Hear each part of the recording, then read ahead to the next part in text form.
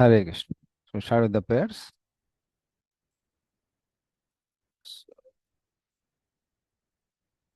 Okay. ॐ अज्ञानतिमिरन्दस्य ज्ञानाञ्जनशलाकया चक्षुरुन्मिलितं येन तस्मै श्रीगुरुवे नमः। श्रीचैतन्यमनोभीष्टं स्थापितं येन भूतले स्वयं रूपकदा मह्यं ददाति स पदान्तिकं। वन्देऽहं श्रीगुरोः श्रीयुतापदकमलं श्रीगुरून् वैष्णवांश्च श्रीरूपं सागरजातां सहगना रघुनाथां वितं तं सजीवं साद्वैतं सावधूतं परिजनासहितं कृष्णचैतन्यदेवं श्रीराधा कृष्णपादान् सहगना ललिता श्रीविशाखान्वितांश्च नमः ओं विष्णुपादाय कृष्णप्रेष्ठाय भूतले श्रीमते भक्तिवेदांत स्वामिनिति नामिने नमस्ते सारस्वते देवे गौरवाणी प्रचारिणे निर्विशेष शून्यवादी पाश्चात्य देशतारिणे वाञ्छाकल्पतरुभ्यश्च कृपा सिन्धुभ्येव च पतितानां पावनेभ्यो वैष्णवेभ्यो नमो नमः। नमो महावदन्नाय कृष्ण प्रेम प्रदायते कृष्णाय कृष्ण चैतन्य नामने गौर से नमः। हे कृष्ण करुणा सिंधु दीनबंधु जगतपते गोपिका गोपिका कांता राधा कांता नमोस्तुते तप्त कांचन गौरांगी श्री राधे वृंदावनेश्वरी वृषभानुसुते देवी प्रणमामि हरिप्रिये वियाचर निवासाय नित्याय परमात्मने बलभद्र सुभद्राभ्याम जगन्नाथाय ते नमः। जय श्री कृष्ण चैतन्य प्रभु नित्यानंद श्री अद्वैत गदाधर शिवासादि गौर भक्तवृंद हरे कृष्णा कृष्णा कृष्णा हरे हरे हरे राम राम राम हरे हरे संसार नाम।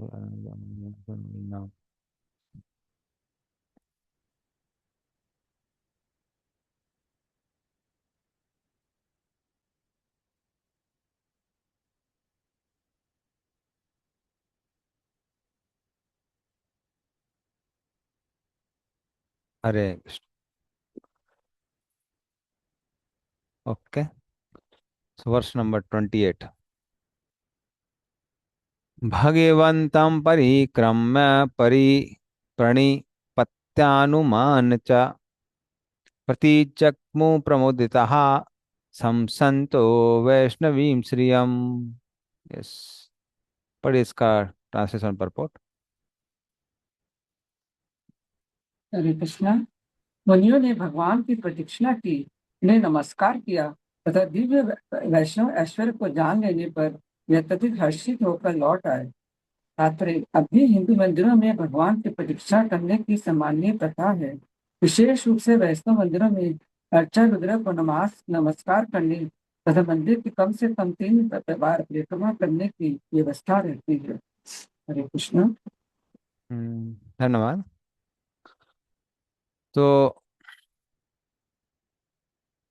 इस तरह से ये सब जब पूरा एपिसोड कंप्लीट हो जाता है तो उसके बाद ये चतुष कुमार भगवान की परिक्रमा करते हैं और परिक्रमा करने के बाद फिर उसके बाद वो लोग चले जाते हैं वहां से। तो सिर्फ इतना ही दिया हुआ है इसमें। ओके,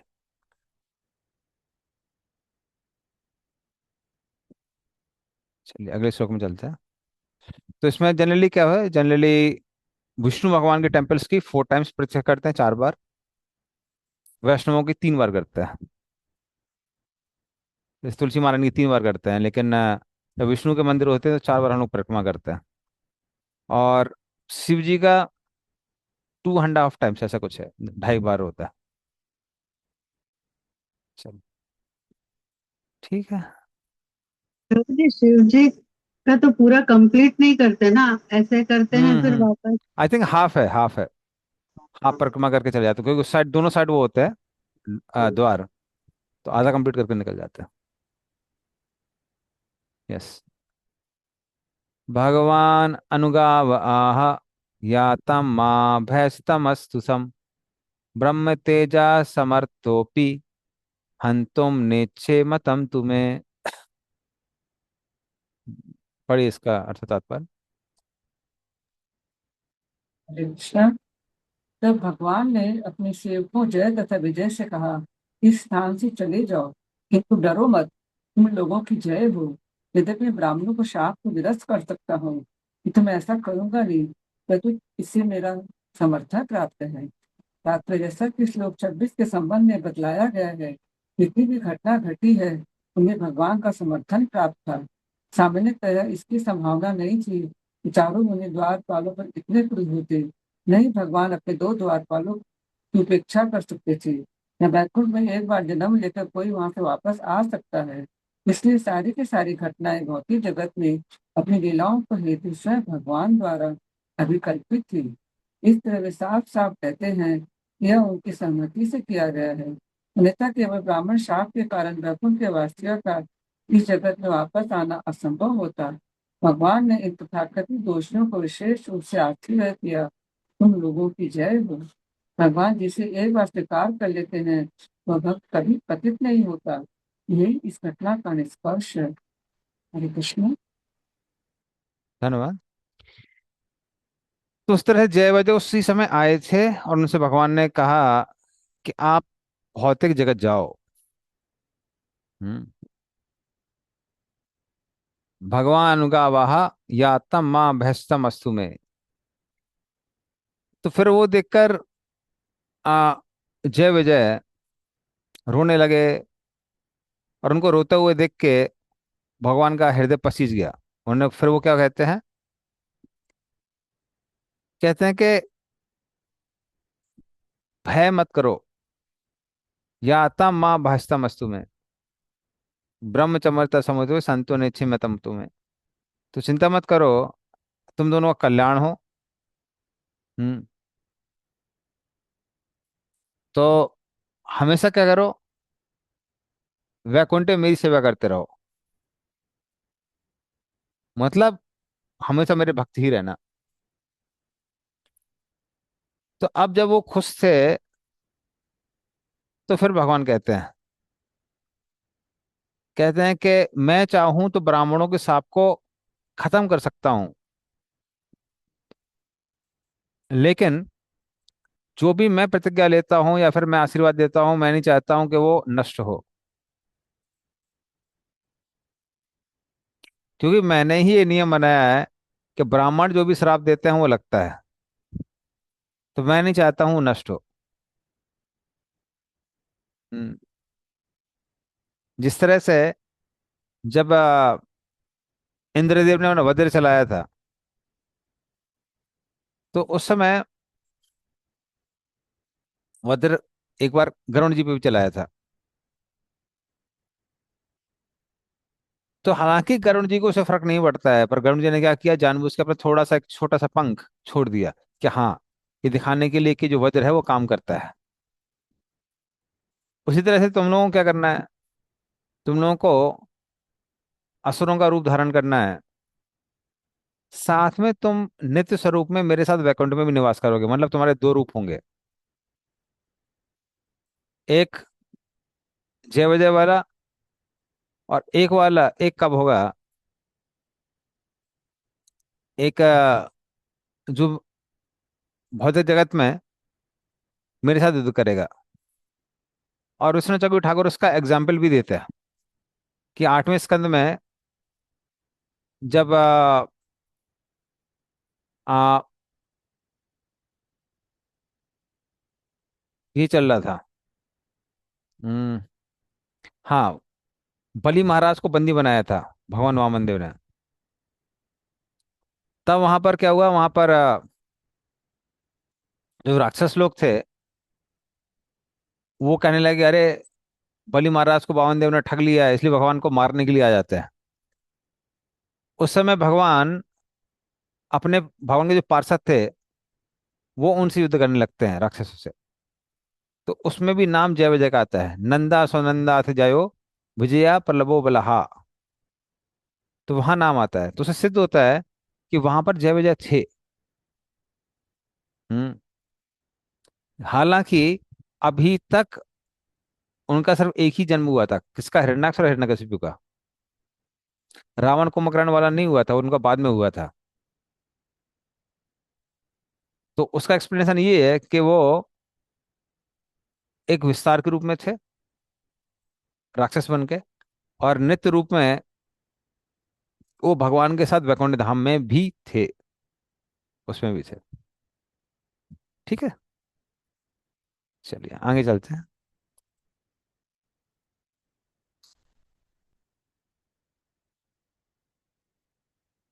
एतत् पूरेव निर्दिष्टम रमया क्रुद्धया यदा पूरा पवारिता द्वारी विसंति मय्युपारते। हाँ, पढ़ इसका अर्थ होता पर। हरे कृष्णा। वैकुंठ से वह प्रस्थान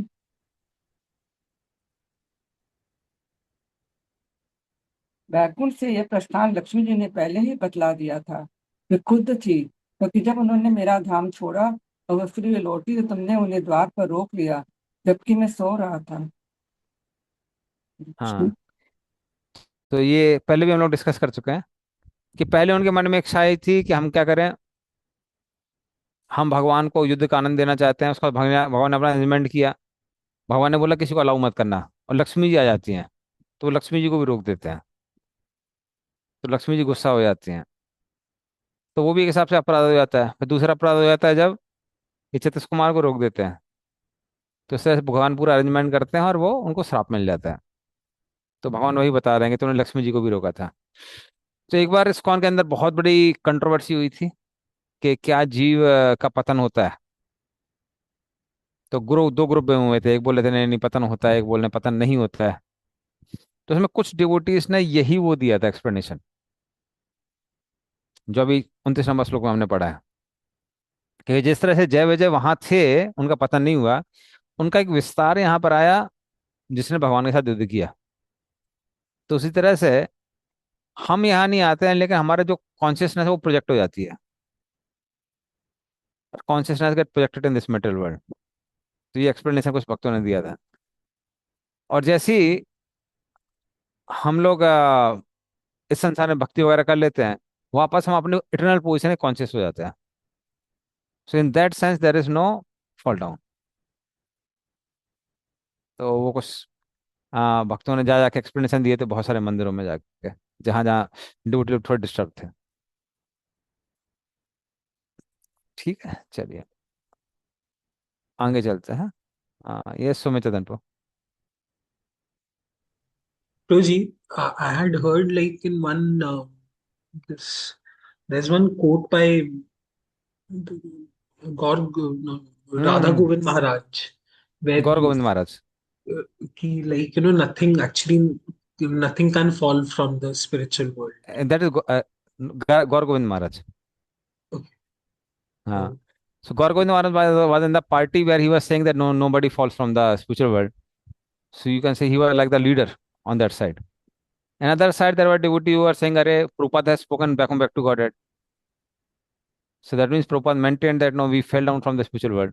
So there was a big controversy. And then GBC came up with a big book called Our Original Position, that was released from GBC Press. I tried to read it, and after 16, 17 pages, I felt I don't want to know the truth. It was just quotations after quotations. So many quotations were there. So then finally, I heard this another explanation that they explained that how our consciousness gets projected in this material world.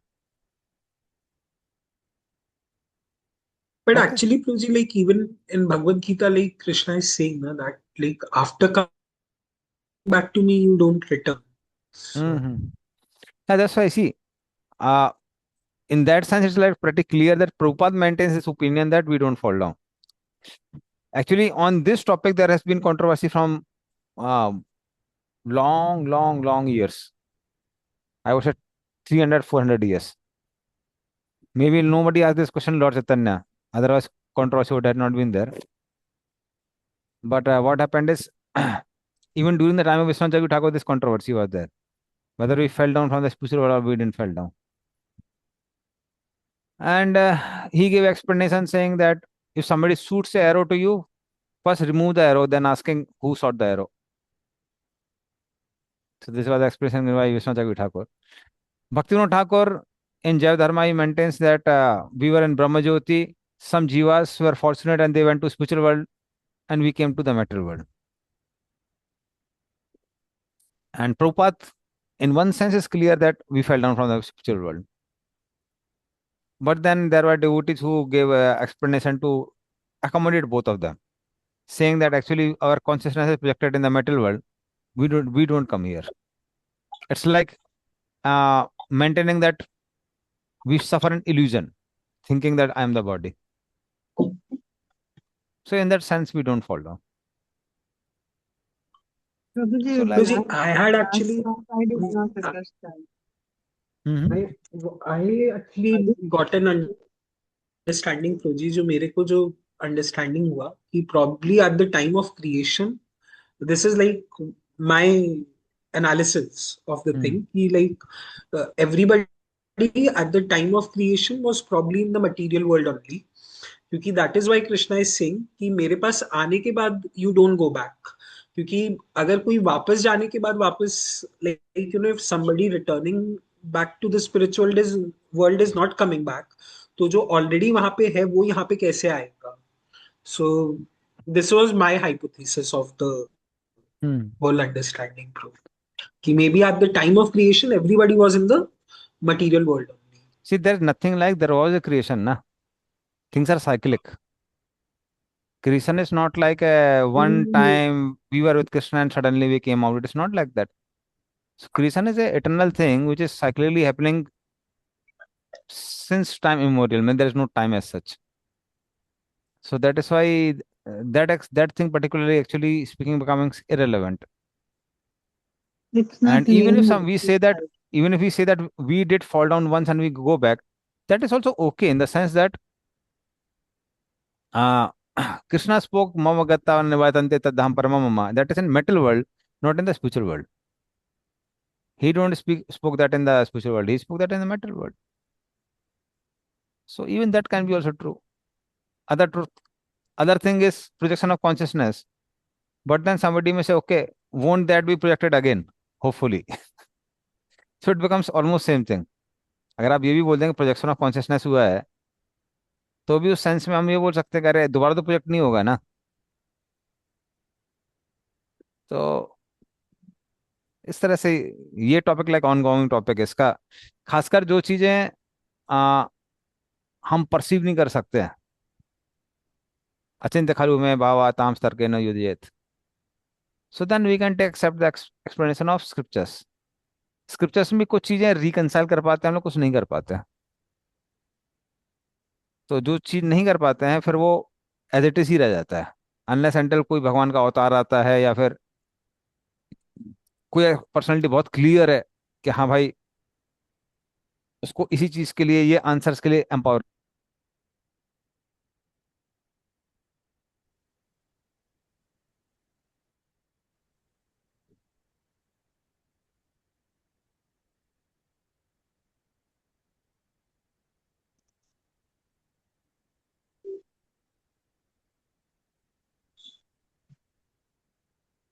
Probably your video got stuck. I हाँ, can't hear आवाज नहीं आ anything. रहा आपका।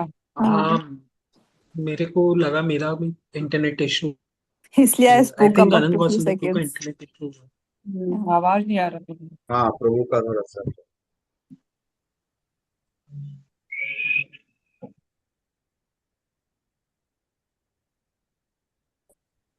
कितना सुनाई दिया आप लोगों को? Hopefully. Bro, we could hear till like you were mentioning that जब तक वो कोई ठीक है भगवान के empowered पर्सन आके उसको क्लैरिफाई एक नहीं मिनट करते तब तक वो कर रहा चीज ना मैंने लाइक रिवील नहीं होता है.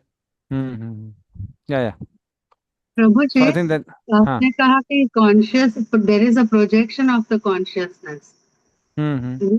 So does that mean that we as a complete consciousness partially remain there and partially come here? See, projection of consciousness generally doesn't have so much to do with space as such, because even on the level of mind, there is not much restriction by space. जैसे मान लीजिए आज भी आप पुरानी बातों को याद करके उसमें डूब सकती हैं, किसी और जगह के बारे में सोच के वहां पर जा सकती हैं, सपने में हम लोग कहाँ कहाँ जाते हैं जहाँ कभी गए नहीं है. तो उस तरह से स्पेस का वो उसमें होता नहीं है, वो रेस्ट्रिक्ट नहीं होता स्पेस से. सो इसलिए वो बात तो आती ही नहीं है. कि क्या प्रोजेक्शन के लिए हम लोग वहां से एक्सपेंड होकर यहाँ आते हैं, एज इफ हम स्पेस में अलग अलग हो रहे हैं। It is just we become conscious of this place also. तो उस तरह से Prabhu ji, projection of consciousness कहा जाता है। प्रभु जी, भक्ति शास्त्री के समय आपने बताया था कि out of curiosity, just like when we see a big mall, hmm we are hmm curious. वो मुझे हम्म सबसे ज्यादा मतलब आ, समझ में आया था example, hmm that we were not interested in this material world. We became little curious. Hmm. And then we just went from one floor to the other. Yeah. So for me also, I give that explanation because I am more convinced of that explanation. Yeah. Maintaining what Prabhupada spoke, कि प्रभुपाद के word से तो बहुत clear है कि back home back to Godhead, और कई proportion Prabhupada ने बोला कि we came to this material world. Mm. तो उस हिसाब से बहुत क्लियर रहता है कि हाँ, प्रभुपाद ने मेंटेन किया था कि हम लोग इस भगवत धाम से यहाँ आए हैं। तो from that point of view it's like very clear. तो फिर तो ये क्वेश्चन वो आता है थ्योरी कि एक ही थ्योरी अगर माइंड में रहे तो हमारे लिए अच्छा है प्रभु जी, नहीं तो कंफ्यूज हो जाएंगे। हाँ वो नहीं, ठीक है, चलिए उसी को मेंटेन कर सकते हैं। हाँ। हरी बोल। Actually, Hare Yes. Krishna Prabhu.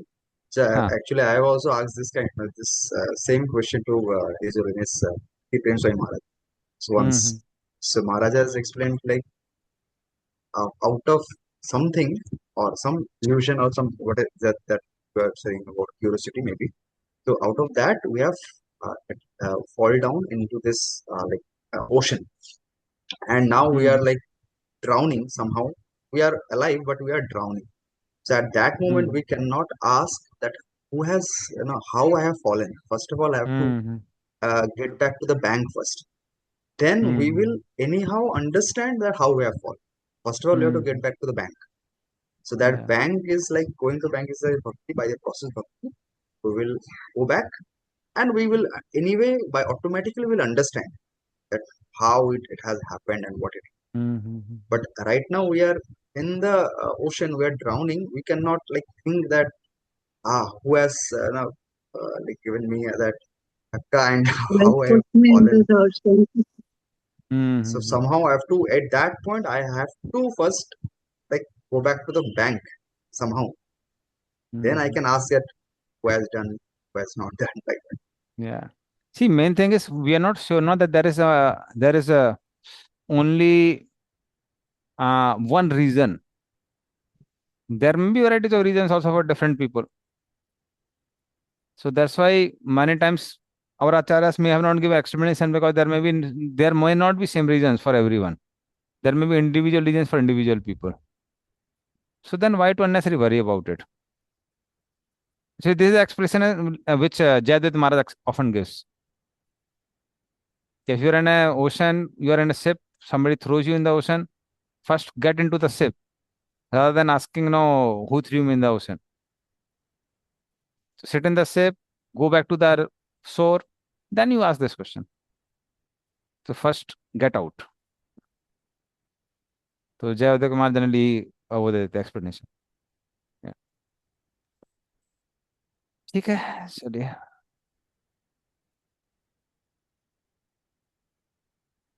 Okay.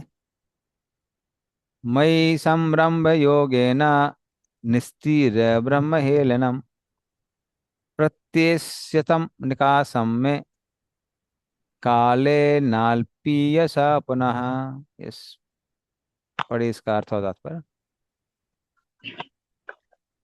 हरे कृष्णा। भगवान ने जय तथा विजय नामक दोनों वैकुंठ वासियों को आश्वस्त किया। क्रोध में योगाभ्यास द्वारा तुम ब्राह्मणों की अवज्ञा करने के पाप से मुक्त हो जाओगे और अत्यल्प अवधि में मेरे पास वापस आ जाओगे। तात्पर्य: भगवान ने जय तथा विजय नामक दोनों द्वारपालों को यह सलाह दी कि क्रोध में भक्ति योग के अभ्यास के बल पर वे ब्राह्मण शाप से मुक्त हो जाएंगे। श्री मधु मुनि ने इस संदर्भ में टिप्पणी की है कि भक्ति योग का अभ्यास करने से मनुष्य सारे पापों से मुक्त हो सकता है।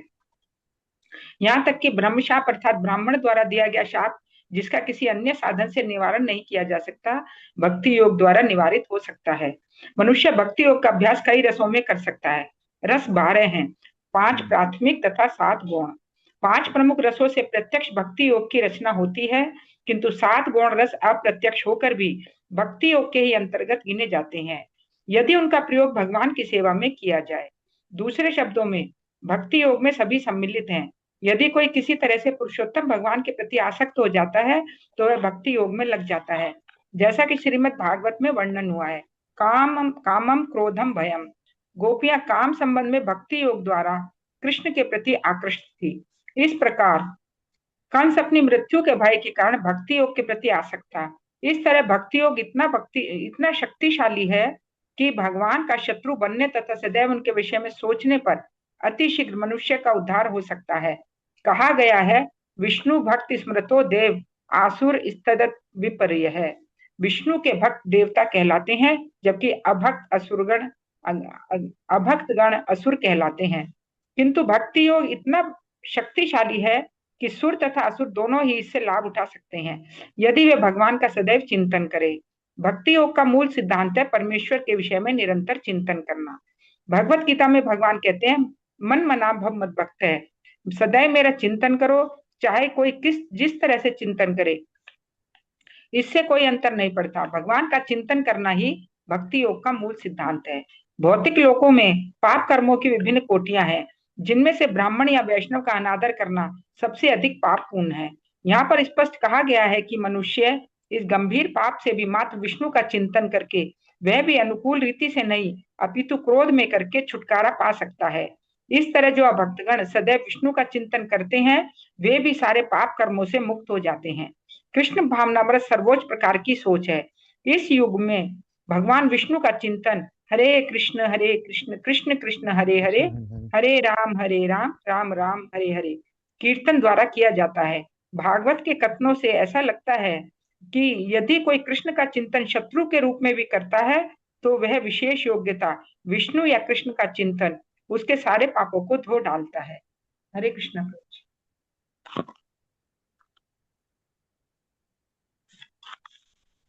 हम्म। तो इस तरह से यहाँ पर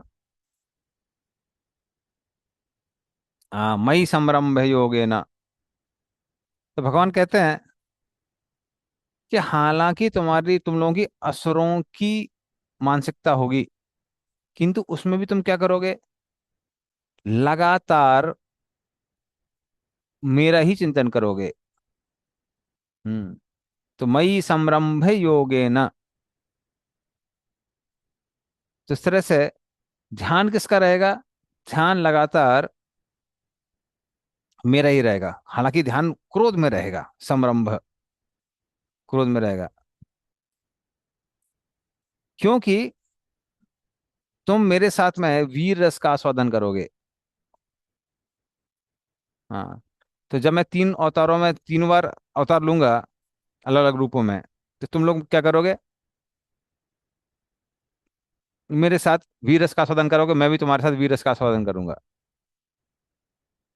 तो हालांकि तुम्हारी मानसिकता किसकी होगी, राक्षसों की, लेकिन तुम उसमें भी मेरी सेवा करोगे। जब तीसरी बार मैं तुम्हारा उद्धार करूंगा तो डायरेक्टली मैं तुमको एक्सेप्ट कर लूंगा। तो इस तरह से युद्ध के दौरान क्रोध के साथ मेरा ध्यान करते हुए भी तुम जो ये ब्राह्मणों के ऊपर जो भी अपराध हुआ है उससे तुम मुक्त हो जाओगे, और बहुत जल्दी, हाँ, प्रत्यक्षांतम निकासम, बहुत जल्दी काल्पने पीयूषा पुनः, दोबारा तुम मेरे से मुझे प्राप्त करोगे। तो इस तरह से भगवान क्लियर कर देते हैं कि बहुत जल्दी प्राप्त करोगे। और प्रभुपाद बताते हैं कैसे भक्ति इतनी शक्तिशाली कि व्यक्ति किसी भी श्राप से मुक्त हो सकता है, एक्सेप्ट वैष्णव अपराध को छोड़ के। जैसे आ, एक और एपिसोड अभी 8th कैंटो हमारा आएगा उनका। हम्म, शंभु मनु के पुत्र थे, तो वो गायों की रक्षा कर रहे थे, पर रक्षा करते करते क्या हुआ, अंधकार हो गया, और अंधकार के कारण गलती से जो शेर था, चीता था, वो गाय को खाने के लिए आया था, तो चीते की जगह उन्होंने गलती से गाय को मार दिया। तो वशिष्ठ मुनि ने उनको सेवा के लिए लगाया था। तो वशिष्ठ मुनि को बहुत क्रोध आ गया, उन्होंने श्राप दिया कि तुमने शूद्र जैसा काम किया, जाके शूद्र बन जाओ। लेकिन वो उन्होंने आजीवन गुरु के आश्रम में वो रहे, ब्रह्मचर्य का पालन किया, भक्ति की अच्छे से, तो सीधे वो भगवत धाम चले गए। वापस उनको शूद्र बन के नहीं आना पड़ा। तो उस तरह से भक्ति इवन ब्रह्म के श्राप से भी व्यक्ति को मुक्त कर सकती है, ब्राह्मण के श्राप से। तो भक्ति में हो सकती है। तो वैष्णव अपराधी ऐसी चीज है जो व्यक्ति को अटका सकती है बस। ओके। हाँ, निताई से भी कमा था। प्रभु जी, हम लोग भक्ति रसामृत सिंधु में ये सीखते थे कि रूप गोस्वामी कहते हैं कि we have to remember the Lord, but we have to remember him favourably, not hmm. Unfavourably. तो यहाँ तो अनफेवरेबली रिमेम्बरेंस है ना। हाँ देखिए, अनफेवरेबल रिमेम्बरेंस से पहली बात तो क्या है, that means unfavourable remembrance is also powerful, that's also powerful, but favourable remembrance puts you in category of pure devotion service. So you can't call it pure devotion service, but you can say, okay, that bhakti has helped you to overcome offenses. So it cannot be counted in terms of in a category of pure devotion service. So that difference is there.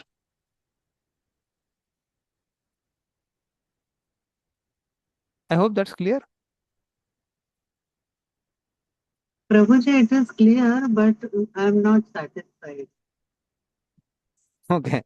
See, it's not pure devotion service, but it can be counted in terms of indirect devotion service. See, in when we are talking about Jai Vijay, they wanted to give pleasure to the Lord, and that is why they were covered by Maya to so that they can become Rakshas and fight with the Lord. So they had a favorable intent also. They didn't have an unfavorable intent. But what about Ravan and Kumbhakarna? Uh, हाँ हाँ, तो उनका भी कैसा है, Ravan Kumbhakarna original Dzire तो क्या था उनका, ओरिजिनल डिजायर तो उनका सेवा करने का ही था ना। Even when they came as Ravan and Kumbhakarna, their original desire was that we want to give service to the Lord, and that original desire was in favor.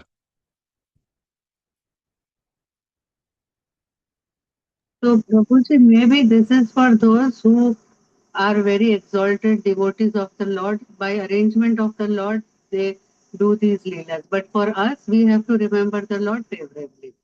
You see, for us we can't do that only. Actually, remembering the Lord in enmity is not an easy task. That's much more difficult than worshiping the Lord favorably. See, you have to remember the Lord also, at the same time you have to have that ill feeling for the Lord. You have to trust first thing that there is Vishnu. Then Vishnu is my enemy. Such an enemy that constantly you have to concentrate on Vishnu. Is that an easy task? So that's why, although we may say, मानो okay okay ठीक है, unfavourable करेंगे, that unfavorable is more difficult than favorable also. And And that even the unfavorable can become an offense actually, no, Prabhuji? see, in that case what happens is that because we are coming in contact with Vishnu, certainly Vishnu will be surrounded by Vaishnavas. Vishnu has such a beauty,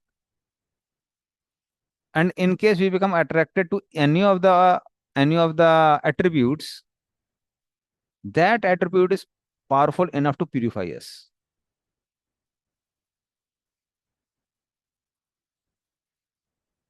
Like Aghasur. Aghasur initially when he saw Krishna, Balram and all the Gopas playing, he was attracted. What a scene. But then his enmity came back.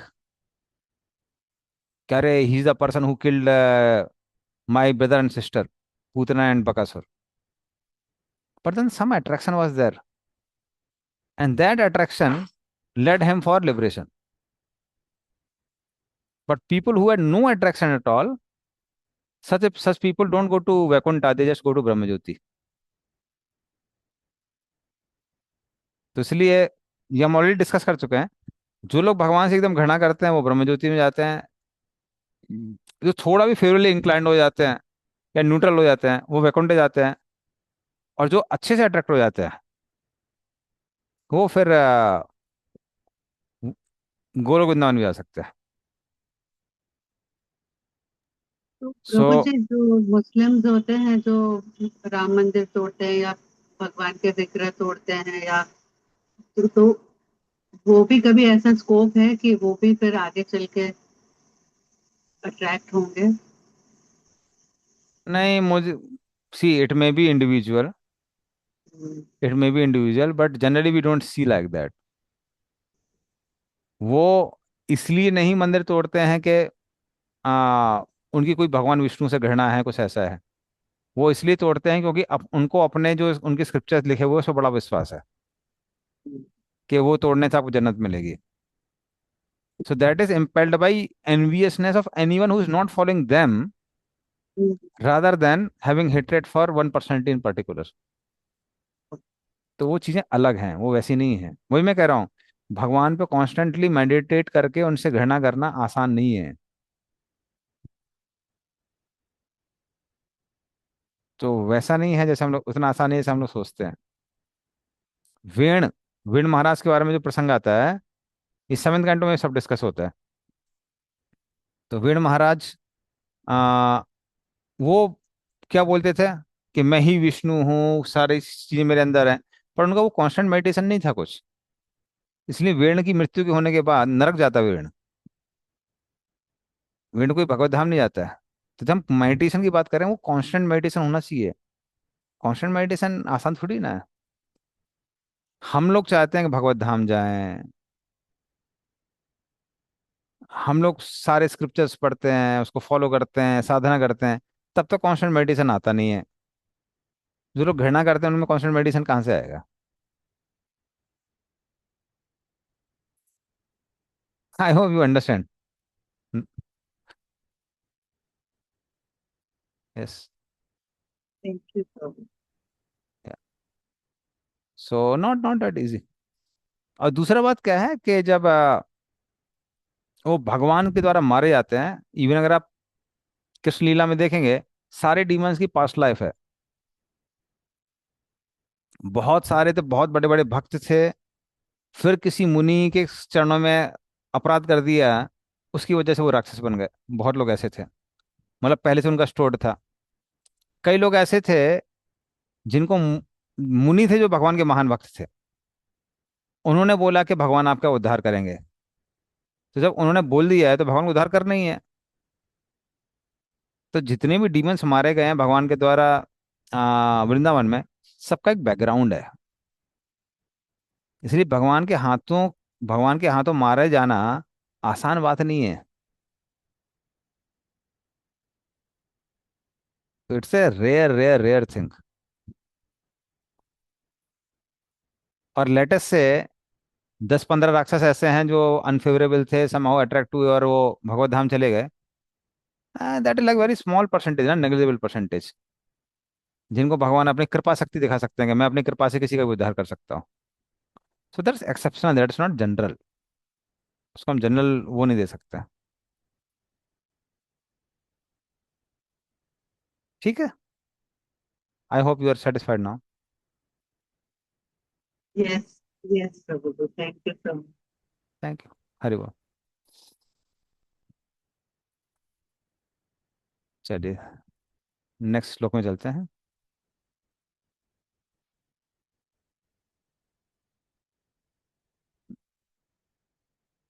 हाँ, वो उनका जो स्वयंभू मुनि के पुत्र थे उनका नाम था प्रसद्र। अब याद आया, प्रसद्र।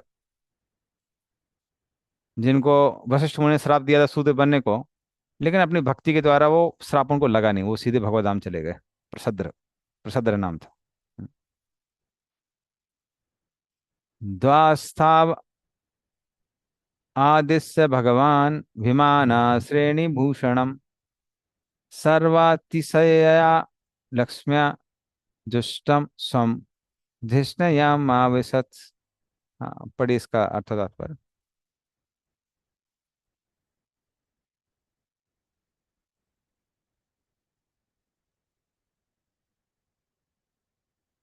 आप करिए कुछ। हरे कृष्णा। वैकुंठ के द्वार पर इस प्रकार बोलकर भगवान अपने धाम लौट गए, जहां पर अनेक स्वर्गिक विमान तथा सर्वोपरि संपत्ति तथा चमक दमक रहती है। तात्पर्य: इस श्लोक से स्पष्ट है कि सारी घटनाएं वैकुंठ लोक के प्रवेश द्वार पर घटी। दूसरे शब्दों में मुनिगण वस्तुतः वैकुंठ लोक के भीतर नहीं अपितु द्वार पर थे। यह पूछा जा सकता है कि यदि वे वैकुंठ लोक में प्रवेश हुए तो फिर वे भौतिक जगत में किस तरह लौट पाए, किंतु वास्तव में उन्होंने प्रवेश नहीं किया, अतः वे लौट आए। ऐसी ही अनेक घटनाएं हैं जहां महान योगी तथा ब्राह्मण अपने योगाभ्यास के बल पर इस भौतिक जगत से वैकुंठ लोक गए, किंतु उन्हें वहां रुकना नहीं था, वे वापस आ गए। यहाँ पर इसकी भी पुष्टि की गई है कि भगवान अनेक वैकुंठ के विमानों से घिरे थे। यहाँ पर वैकुंठ लोक को भव्य ऐश्वर्य से युक्त बताया गया है, जो इस भौतिक जगत से कहीं अधिक था। देवताओं समेत अन्य सारे जीव ब्रह्मा से उत्पन्न हैं और ब्रह्मा भगवान से उत्पन्न है। भगवत गीता के 10वें अध्याय में कृष्ण कहते हैं, अहम सर्वस्य प्रभु है। भगवान विष्णु भौतिक जगत की समस्त अभिव्यक्तियों के उद्गम है। जो ये जानते हैं कि भगवान विष्णु सभी वस्तुओं के उद्गम है, जो सृजन विधि से ज्ञात हैं, जो यह समझते हैं कि विष्णु या कृष्ण समस्त जीवों में सर्वाधिक पूज्य विषय हैं, वे वैष्णवों के रूप में विष्णु की पूजा करते हैं। वैदिक मंत्र भी इसकी पुष्टि करते हैं। ओम तद विष्णु परमम पदम। जीवन का लक्ष्य विष्णु को समझना है। भागवत में भी अन्यत्र इसकी पुष्टि हुई है। मूर्ख लोग यह न जानते हुए कि विष्णु परम पूज्य विषय है, इस भौतिक जगत में अनेक पूज्य विषयों की सृष्टि करते हैं, अतः वे नीचे गिर जाते हैं। हरे कृष्ण। हाँ, धन्यवाद। तो प्रभुपाद कोट कर रहे हैं यहाँ पे, वो बोल रहे हैं कि सारी की सारी जो चीजें हैं ये द्वार पे हुई है, क्योंकि इस श्लोक में लिखा हुआ है कि आ, उसके बाद क्या हुआ, जो द्वास्थाव आदि से भगवान विमान श्रेणी भूषणम। तो द्वार में जब ये सारी चीजें हुई, या फिर द्वारपालों को बोल के, तब भगवान क्या गए, वो वैकुंठ के विमानों से घिरा हुआ जो वैकुंठ धाम है, हाँ, सर्वातिशय्या लक्ष्मया, जहां पर बहुत सारी सर धन संपत्ति है, जुष्णम सौम धिष्णयम आवेशत, वो उस धाम में वापस चले गए। इसका मतलब ये सारी चीजें द्वार पे हुई थी, वो लोग द्वार के अंदर नहीं गए थे। चतुष कुमार, क्योंकि चतुष कुमार ज्ञानी थे उस समय, भक्त नहीं थे, तो वैकुंठ लोगों ने प्रवेश नहीं किया था, वो सिर्फ वैकुंठ के द्वार तक ही गए थे। तो इस तरह से आ, भक्ति के द्वारा ही वैकुंठ में प्रवेश किया जा सकता है, अन्यथा प्रवेश नहीं कर सकते। ठीक है, चलिए आगे चलते हैं अगले श्लोक।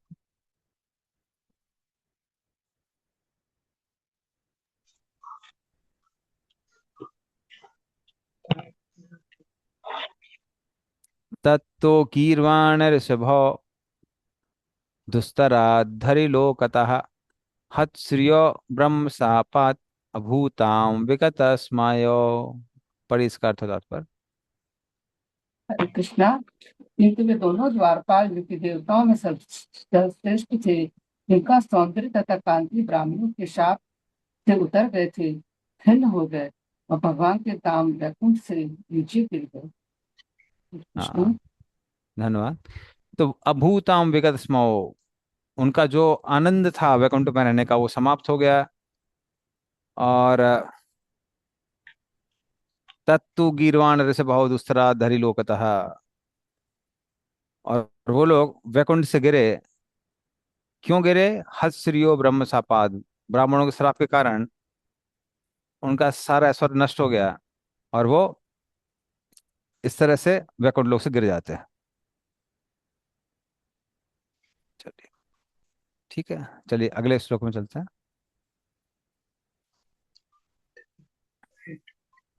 तदा विकुंठ धिषणात् तयो निपतमानयो हा हा कारो महान आसीत् विमानाग्रयेषु पुत्रकाः। हाँ, पढ़िए इसका अर्थ तात्पर्य। हरे कृष्णा।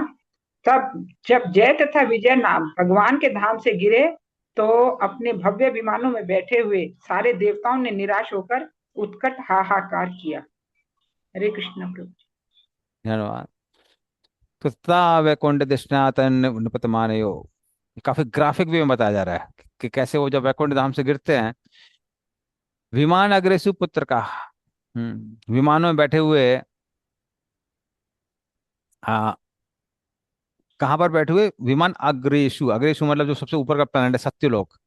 सत्यलोक में जो अलग अलग देवता लोग थे, वो देख के हाहाकार मचाने लगते हैं कि अब राक्षस आने वाले हैं। तो इस तरह से वो हाहाकार मचाते हैं।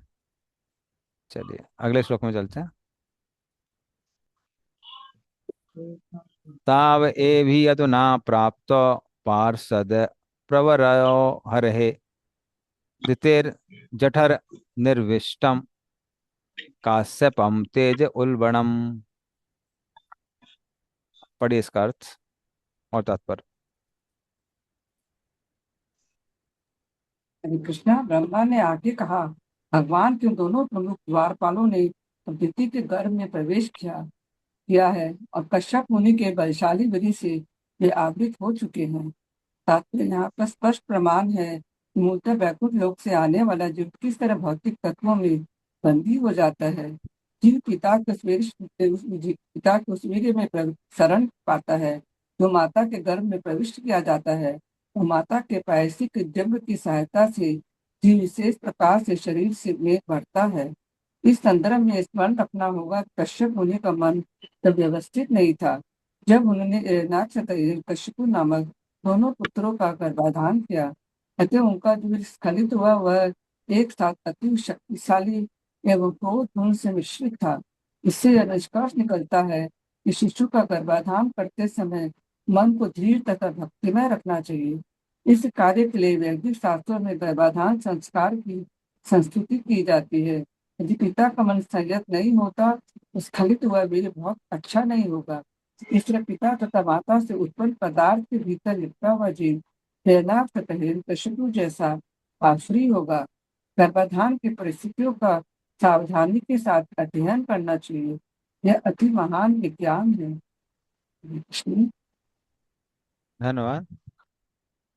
तो इस तरह से आ जिठेर जठरा निर्विष्टम कश्यपतम तेज उर्वणा। तेज मतलब यहाँ पर वीर है, तो वो कश्यप मुनि के वीर का आश्रय लेते हैं और दिति गर्भ में प्रवेश करते हैं। और प्रभुपाद बताते हैं कैसे, क्योंकि कश्यप मुनि उस समय गुस्से में थे, क्योंकि दिति का जो आचरण है, दिति दिति से बहुत गुस्सा थे। इसीलिए जो बच्चे पैदा होते हैं वो भी गुस्से वाले होते हैं। इसलिए यहाँ पे प्रभुपाद बोलते हैं कि गर्भधारण संस्कार इंपॉर्टेंट है, क्योंकि पिता की जो मानसिकता होती है वही बच्चों में आती है। तो सेम मेंटलिटी कम्स। सो वो प्रभुपाद उसको प्रमोट कर रहे हैं यहाँ पे कि बिगेट चिल्ड्रन थ्रू गर्भधारण संस्कार। ताव एव ही अधुना प्राप्त पार्षद। हाँ, अच्छा हाँ ये हो गया। ओके। तयोर असुरयोर अद्य तेजसा यमयोर हिवा आक्षिप्तम तेज एतर्हि भगवांस्तत् विदित सती। पढ़िए इसका अर्थ और तात्पर्य।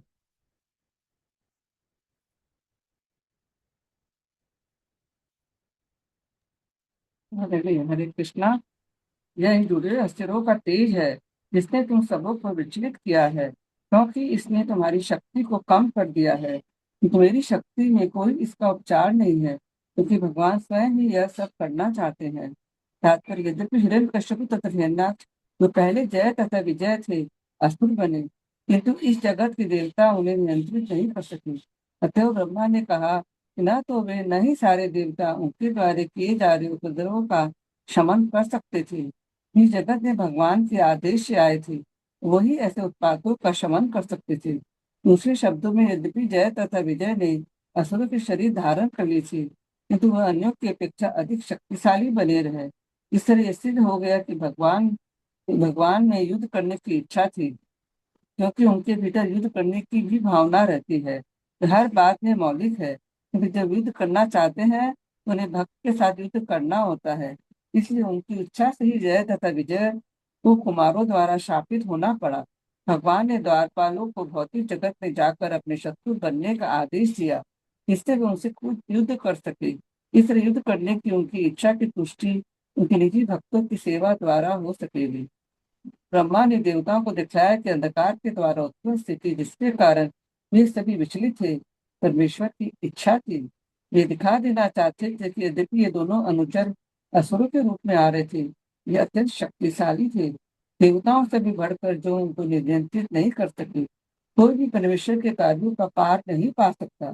देवताओं को यह भी सलाह दी गई कि इस घटना का निवारण करने का प्रयास न करे, क्योंकि यह भगवान द्वारा आदेशित थी। इसी तरह कोई भी व्यक्ति जिसे जगत में कोई कार्य करने का, विशेष रूप से उनकी महिमा का प्रचार करने का आदेश दिया जाता है, उसका प्रतिकार कोई नहीं कर सकता। सभी परिस्थितियों में भगवान की इच्छा पूरी होकर रहती है। हरे कृष्णा। धन्यवाद। तो यहाँ ब्रह्मा जी अपनी अक्षमता का प्रदर्शन कर रहे हैं कि तयोर असुर अद्या तेजसा यमयोर हिवा। यमयोर मतलब ट्विंस, ये दोनों जो हिरण्यक्ष सुपर हिरण्याक्ष हैं, हाँ, तो ये मृत्यु की तरह है। तो जब ब्रह्मा जी ऐसे कहते हैं तो देवता लोग कहते हैं तो कृपया कर कुछ करिए, इसका समाधान करिए। ब्रह्मा जी कहते हैं मैं इसमें कुछ नहीं कर सकता हूँ, मैं शक्तिहीन हूँ। हाँ, तो ब्रह्मा जी अपने अक्षमता का प्रदर्शन कर देते हैं, क्लियरली बोल देते हैं कि मेरे बस की बात नहीं है, क्योंकि ये भगवान के आ, महान पार्षद हैं, बहुत बड़े पार्षद हैं, इसलिए मेरे अंदर वो क्षमता नहीं है। क्योंकि ये ब्राह्मणों के श्राप से जो गिरे हैं, ये भगवान की इच्छा है और भगवान ही इसका निवारण करना चाहते हैं, इसलिए कोई भी देवता इनके सामने नहीं टिक पाएगा। तो यहाँ पे ब्रह्मा जी क्लियर कर देते हैं।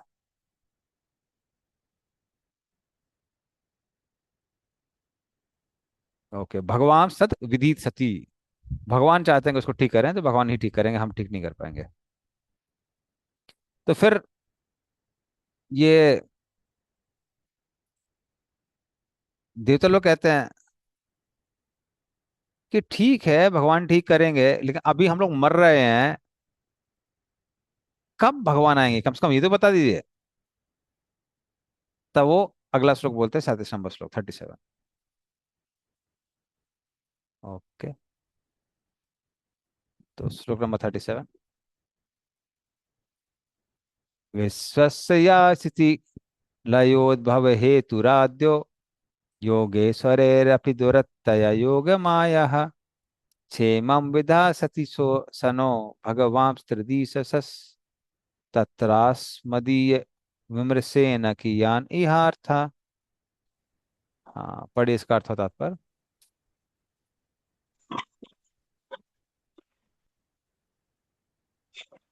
हरे कृष्णा। हे प्रिय पुत्रों, भगवान प्रकृति के तीनों गुणों के नियंता हैं और वे ब्रह्मांड की सृष्टि, पालन तथा संहार के लिए उत्तरदायी हैं। उनकी अद्भुत सृजनात्मक शक्ति योग माया योगेश्वर तक से आसानी से नहीं समझी जा सकती। सबसे प्राचीन पुरुष भगवान ही हमें बचा सकते हैं, किंतु इस विषय पर विचार विमर्श करने से हम उनकी ओर से और क्या कर सकते हैं। तात्पर्य, जब भगवान कोई व्यवस्था करते हैं तो उससे मनुष्य को विचलित नहीं होना चाहिए, भले ही उसकी गणना के अनुसार वह विपरीत क्यों न लगे। उदाहरणार्थ, कभी कभी हम देखते हैं कि कोई शक्तिशाली प्रचारक मार डाला जाता है या कभी कभी वह कष्ट में पड़ जाता है, जिस तरह हरिदास ठाकुर के साथ हुआ। वे एक महान भक्त थे जो इस भौतिक जगत में भगवान की महिमा का प्रचार करके भगवान की इच्छा को पूरा करने आए थे, किंतु हरिदास को 22 बाजारों में मारे पीटे जाकर काजी के हाथों से दंडित होना पड़ा।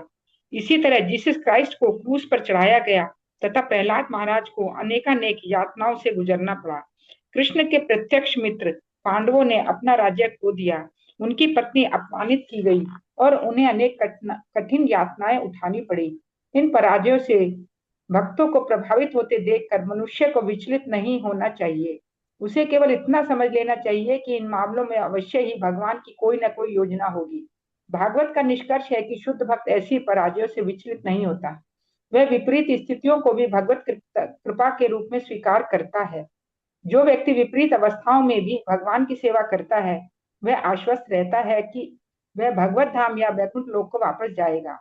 ब्रह्मा जी ने देवताओं को आश्वस्त किया कि इस विषय में बात करने से कोई लाभ नहीं, कि अंधकार की विचलित करने वाली स्थिति किस तरह घटित हो रही है, क्योंकि वास्तविकता तो यह थी कि इसका आदेश भगवान द्वारा किया गया था। ब्रह्मा इसे जानते थे, क्योंकि वे महान भक्त थे। वे भगवान की योजना को समझ सकते थे।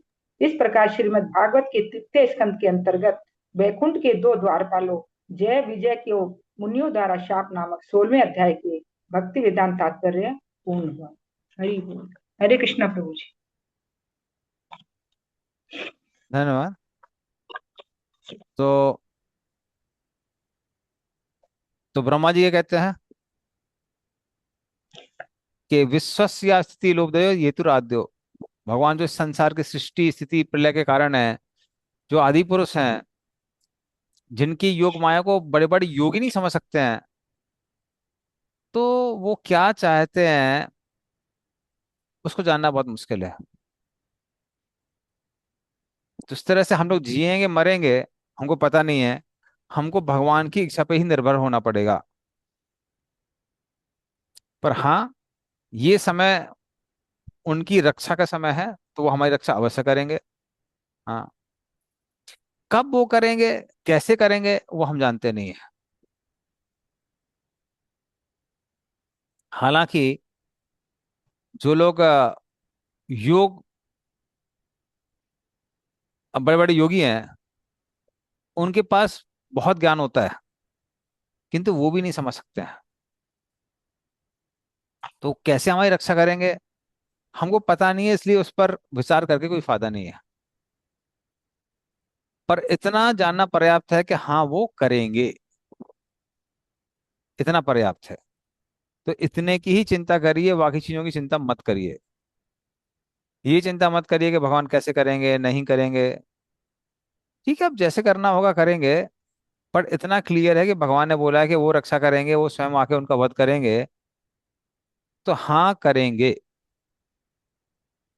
तो इतना अपने आप में पर्याप्त है, उससे ज्यादा चिंता ना करें। तो यूं वो ऐसा कहते हैं, और सेम जी प्रभुपाद परपट में भी कह रहे हैं कि कई बार ऐसा होता है कि लगता है कि सब कुछ नष्ट होने वाला है, भक्तों के साथ इतना अत्याचार क्यों हो रहा है। सडनली भगवान कुछ तो व्यवस्था करते हैं और जहाँ चीजें एकदम उभर जाती हैं। वैसे एक समय ऐसा हुआ था कि, ये भी पुरानी बात है,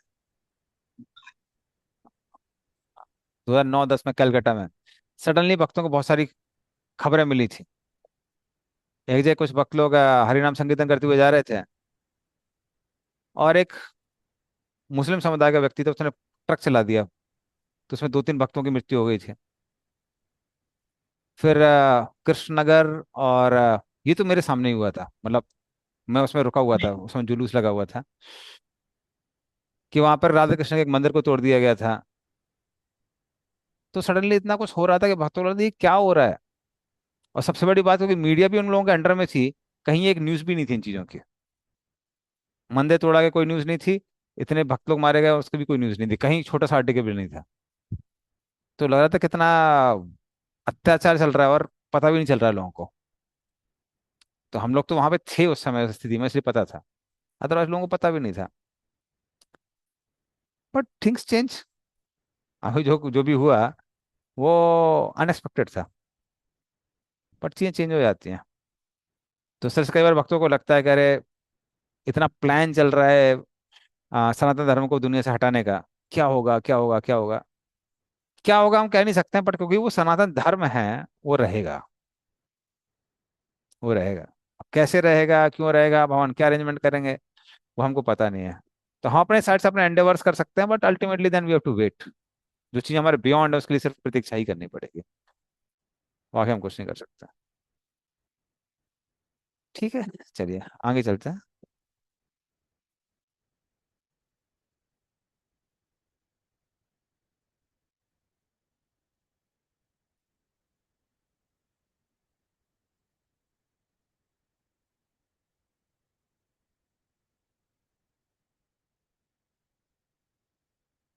तो इस तरह से पिछले श्लोक में, पिछले चैप्टर में आ, जय विजय की कथा बताई गई थी। हम्म, और कैसे जय विजय को चतुष्कुमारों से श्राप प्राप्त हुआ, और उस श्राप के कारण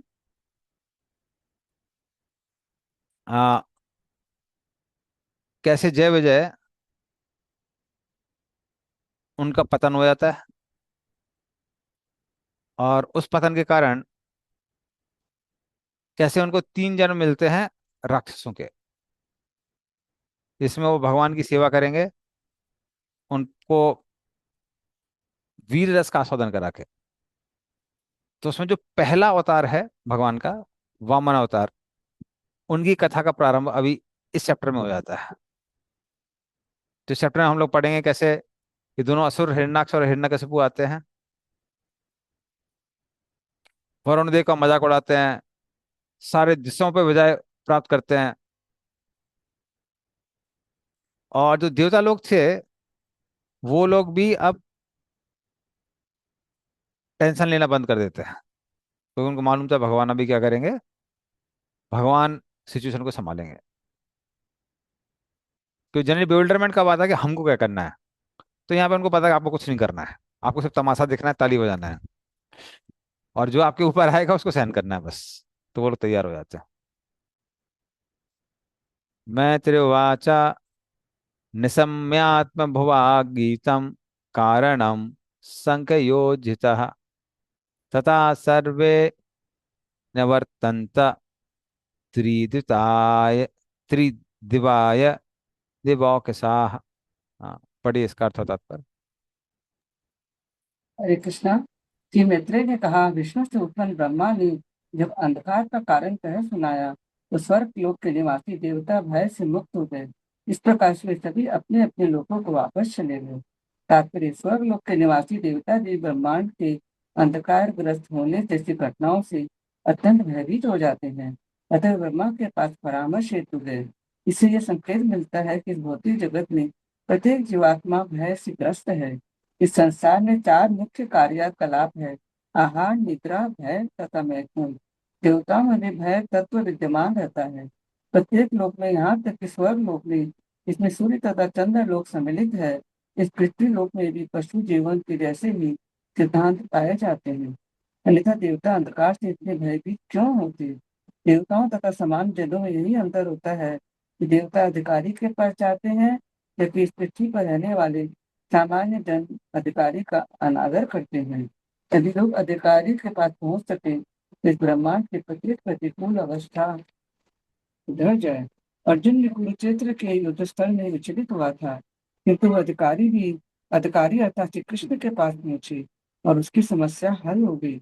इस घटना से यही उपदेश मिलता है कि हो सकता है कि हम किसी भौतिक परिस्थिति से विचलित हो, क्योंकि यदि हम ऐसे अधिकारी के पास पहुंच सके जो समस्या की वास्तव में व्याख्या कर सके, तो हमारी समस्या हल हो जाती है। देवता उत्पाद का अर्थ जानने के लिए ब्रह्मा के पास गए और उसे सुनने के बाद वे संतुष्ट होकर अपने अपने धाम शांति पूर्वक वापस चले गए। हरे कृष्ण।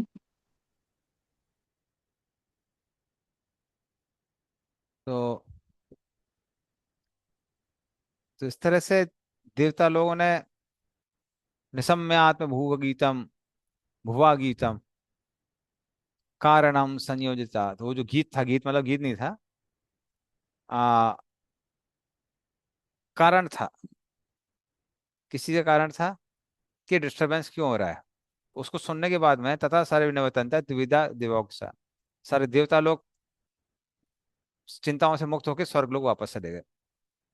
तो प्रभुपाद बता रहे हैं कि ये डिफरेंस है देवताओं में और अन्य लोगों में। हालांकि सभी कंट्रोल चाहते हैं, पर देवता लोग क्या करते हैं, वो उनको पता है कि प्रॉपर ऑर्डर में जाना है, अगर कोई दिक्कत है तो एक बार ऑर्डर में गए, चीजें हुई बहुत ठीक है, नहीं हुई तो फिर वो लोग चिंता से मुक्त हो जाते हैं। तो जैसे प्रभुपाद उदाहरण देते हैं कि आ, स- अर्जुन को समस्या का सामना करना पड़ा था जब कुरुक्षेत्र का युद्ध चल रहा था। पर अर्जुन कहाँ गया? वो कृष्ण के पास गया। कृष्ण के पास गया, समाधान मिल गया। लेकिन जो लोग रूल्स को डिफाई करना चाहते हैं, चीजों को तोड़ना मरोड़ना चाहते हैं, डिस्ट्रॉय करना चाहते हैं, प्रॉपर सिस्टम से नहीं जाते हैं, तो फिर उनके लिए बोला गया है कि नहीं, वो लोग फिर दुखी रहते हैं। तो इस तरह से प्रॉपर ऑर्डर में जाना चाहिए, और फिर उसके बाद में अपने व्यक्ति अपना एक स्टैंड ले सकता है। कि कुछ चीजें इस संसार में सॉल्वेबल होती हैं, कुछ नहीं होती हैं, कुछ भगवान ही सॉल्व कर सकते हैं बस। चलो, ठीक है, आगे चलते हैं अगले श्लोक में।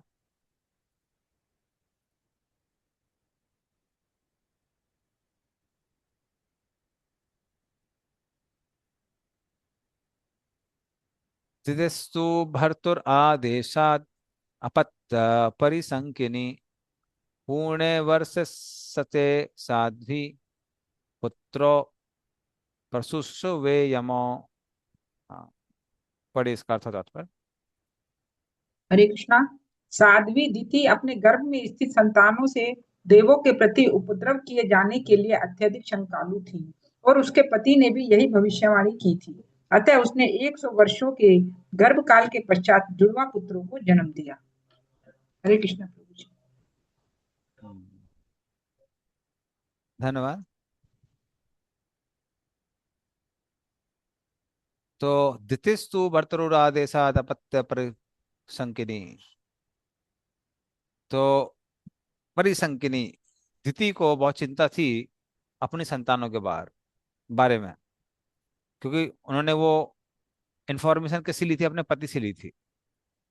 हाँ, इसलिए पूर्ण वर्ष सते, सते मतलब शतक, 100 साल। तो 100 सालों के बाद में ही उसने उनको जन्म दिया, क्योंकि उसको पता था कि जो मेरे पुत्र हैं वो संसार का नाश करेंगे, सबके लिए दिक्कत करेंगे। तो इसलिए वो उसके बारे में बहुत चिंतित थी कि वो विष्णु के द्रोही होंगे और विष्णु के द्वारा मारे जाएंगे। तो वो चाहती नहीं थी कि वो जन्म लें। तो 100 साल तक तो बियर किया, लेकिन कितना करेगा आदमी। तो फिर 100 वर्षों बाद उन्होंने उनको जन्म दे दिया, इन दोनों राक्षसों को। ठीक है, आगे चलते हैं।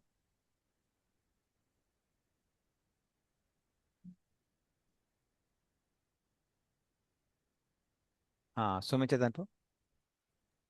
So why is she called Sadhvi over here? Because like she was so overpowered by lust and everything, but then she's called as Sadhvi. Yeah. See, main thing is, no one action doesn't define a person. Person has like many aspects in life. Some of the aspects are positive, some of them are negative. So generally, the positive aspects are glorified, and negative aspects are criticized. So her action of desiring sons at the wrong time is criticized, but her action of keeping sons for 100 years so that they don't destroy the world, that is praised here. तो उसकी वो जो उनकी intention थी, उसकी वजह से जो वो एक्शन ले रही थी, उसको यहाँ ग्लोरीफाई करके उनको साध्वी कहा गया है। तो कोई भी पर्सन 100% ऐसा नहीं है कि हमेशा खराब होता है, हर से 100% अच्छा होता है। तो जो अच्छी चीजें हैं उसको हम लोग ग्लोरीफाई करते हैं, और जो खराब चीजें हैं उसको क्रिटिसाइज करते हैं।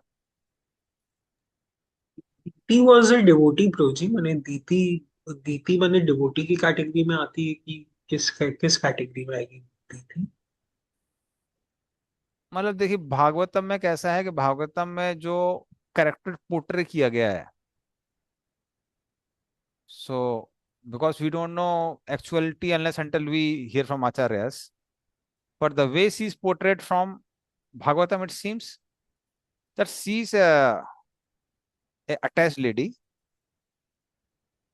uh, and she just worried that her sons are taken care, that's all. तो अपनी फैमिली एमली उसके अलावा, उसके लिए उन्होंने एक बार व्रत भी किया। बाद में एक व्रत आता है जिसमें बाद में आ, उनके घर में जो बच्चा आता है, संतान आती है, तो उसको इंद्रदेव आके मार देते हैं और जो मरुतों में बदल जाते हैं 49 मरुत्स। तो उस समय शिव वो पयोव्रत सिर्फ, जी। हाँ, no Payovrata was I think Diti, I sorry Aditi, Aditi. Okay. हाँ, Payovrata was Aditi, she did another vrat like that. Hmm. So from Aditi, Vamandev came. So this was another Vrata she was following. But then what happens is she becomes very tired in the evening time. Uh, Indra enters in the womb. She forgot to wash her legs. तो उसका वो देख के, exception देख के इंद्र वहां प्रवेश करते हैं। बच्चे को पहले साथ में काटते हैं, 7 भागों में, फिर 7 को 7 में काटते हैं, तो 49 हो जाते हैं। और फिर वो कहते हैं, वो रोने लगते हैं, तो कहते हैं मारूथ, डोंट क्राई। वहां से उनका नाम पड़ जाता है मरूथ। तो see worship Lord Vishnu that time, but again वो जो वर्शिप थी वो इसलिए थी कि उनकी जो संतानें हैं वो इंद्रदेव से बदला लेंगे, क्योंकि इंद्रदेव ने बलि महाराज का राज ले लिया था। तो वो पर्पस था। तो सी इज पोर्ट्रेड लाइक दैट। अभी उसके अलावा भी उनका कोई एस्पेक्ट है अन्य पुराणों में दिया है, वो मालूम नहीं है। जैसे पुरूरवा का भी अगर देखते हैं, पुरूरवा के हालांकि थोड़ा डिवोशन एस्पेक्ट दिया, उतना क्लियरली नहीं दिया है, बट अन्य पुराणों में उनका डिवोशन एस्पेक्ट भी आता है। सिमिलरली ययाति देवयानी, तो ययाति महाराज का भी सिर्फ एक पार्ट यहाँ पे हाईलाइट होता है, how he was so attached to Devayani. Devotion aspect is not so much highlighted, so because it is not highlighted we cannot say. Okay, Hari बोल।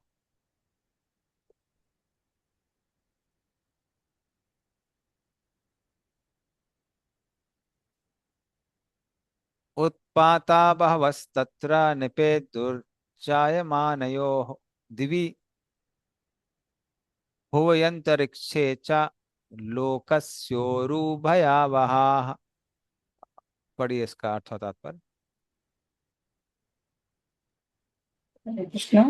दोनों असुरों के जन्म के समय स्वर्ग लोक, पृथ्वी लोक तथा इन दोनों के मध्य के लोकों में अनेक प्राकृतिक उपद्रव है जो अत्यंत भयावनी एवं विस्मयपूर्ण थे। हरे कृष्ण। हाँ, तो उनके जन्म लेते ही डिस्टरबेंस चालू हो गया सब जगह, अंतरिक्ष में, स्वर्ग में, पृथ्वी पे, सब जगह। तो ऐसा अब सबको आने लगा उनके जन्म लेते ही, क्योंकि अभी युद्ध होने वाला है, उसका बैकग्राउंड भगवान क्रिएट कर देते हैं पहले से। ठीक है, नेक्स्ट श्लोक में चलते हैं। सहाचला भुवश्चेलुर्दिशा सर्वा प्रज्वलुः शोल्काश्चाशयनयः पेतुः केतवश्चार्तिहेतवः। हाँ, पढ़िए इसका अर्थ और तात्पर्य। हरे कृष्णा। पृथ्वी पर पर्वत कांपने लगे और ऐसा प्रतीत होने लगा मानो पर्वत अग्नि ही अग्नि हो। उल्काओं, पुच्छल तारों तथा वज्रों के साथ साथ शनि जैसे अनेक अशुभ ग्रह दिखाई देने लगे। तात्पर्य, जब किसी लोक में प्राकृतिक उत्पात होने लगे तो यह समझना चाहिए कि किसी असुर ने जन्म लिया है। वर्तमान युग में आसुरी लोगों की संख्या बढ़ रही है, फलतः प्राकृतिक उत्पातों में भी वृद्धि हो रही है, इसमें कोई संदेह नहीं है, जैसा कि भागवत के कथन से हम स्पष्ट रूप से समझ सकते हैं। हरे कृष्ण प्रभु जी। धन्यवाद। सहा चला बहुश्चेलुर दिशा सर्वा प्रज्वला, सारी दिशाओं प्रज्वलित हो गई। सा उल्का, उल्का पिंड गिरने लगे। सा चा अन्ना पेतु, हाँ, और अन्य जो उल्का पिंड होते हैं वो गिरने लगे। केतवस, जो केतु होते हैं, चारती हितवा, ऐसा लग रहा था कि वो अभी आ, सबका नाश कर देंगे। और सहा चला बहुत से लोग, अचल, अचल कौन से है, जो पर्वत हैं वो हिलने लगे, अचल से वो सहाचल हो गए। तो इस तरह से ये सारे के सारे अपशकुन आने लगे सब जगह। ठीक है।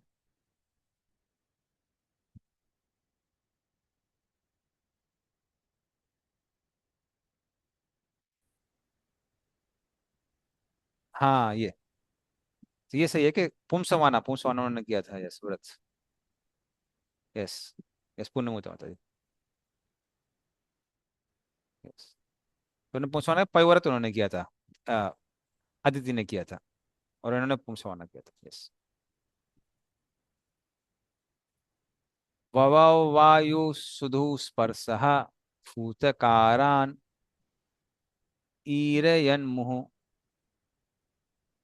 उन्मूलयन्नग पतीन् वात्या आनीको रजो ध्वजः। पढ़िए आगे।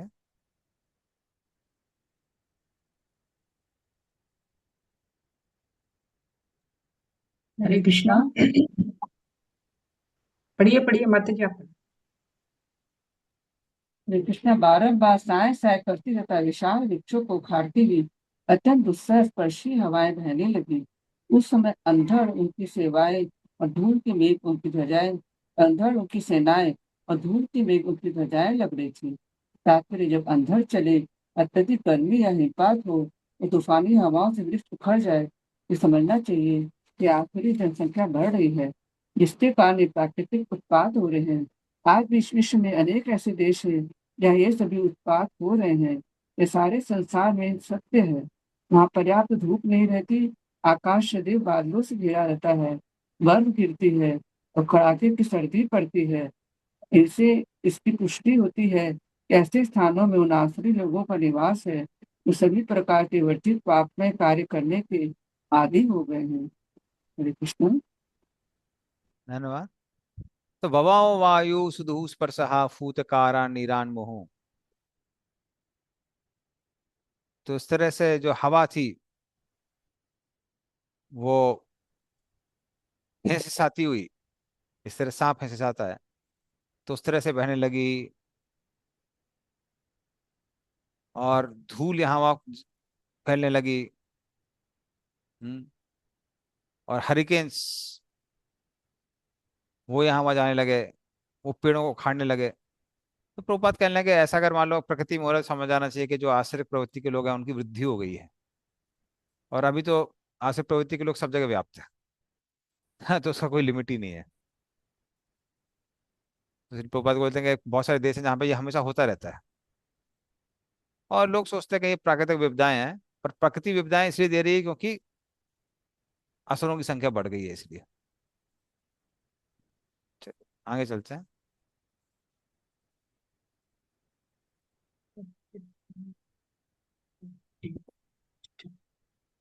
उत्सत दंभो अद्घट्या नष्ट भागणे योमनि प्रविष्ट तमसा न स्म व्याद्रस्यते पदम। हाँ, पढ़िए इसका अर्थ तात्पर्य। हरे कृष्णा। आकाश के नक्षत्रों को मेघों की घटाओं ने घेर लिया और उनमें कभी कभी बिजली चमक जाती तो लगता मानो जोर से हंस रही हो। चारों ओर अंधकार का राज्य था और कुछ भी नहीं दिखाई पड़ रहा था। हरे कृष्णा। तो ये भी अपशकुन के ही लक्षण दिखाई दे रहे हैं कि उद्दस्ता तड़ित अम्भोदा घटिया नष्ट भागने, तो सब जगह आ, अंधकार छा गया, और इस तरह से जो गहरे बादल थे उनके कारण बिजली तड़कने लगी, जैसे वो मान लीजिए हंस रही हो। तो काफी विविड डिस्क्रिप्शन दिया गया है इन ए पर्सोनिफाइड वे। चलिए आगे चलते हैं।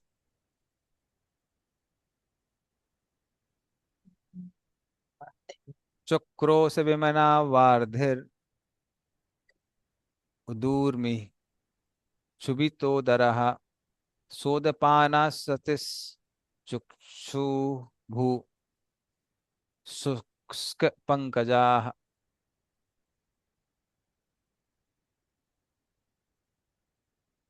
चुक्षु भू शुष्क पंकजा, हाँ पढ़िए इसको।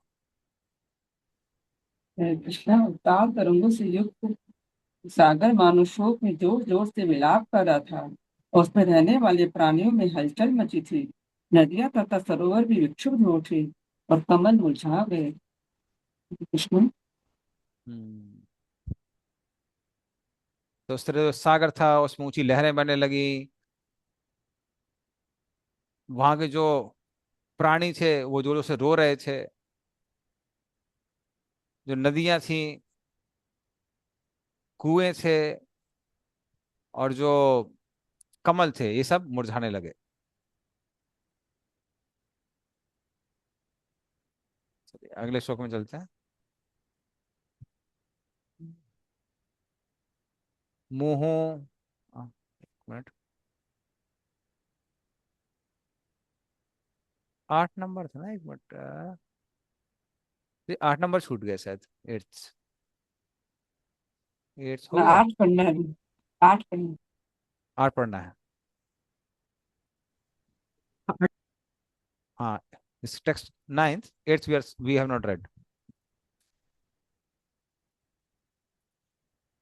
मुहुः परिधयो अभूवन् सरावो शशिसूरयो निर्घाता रथ निर्रादा विवारेभ्य प्रजगिरे।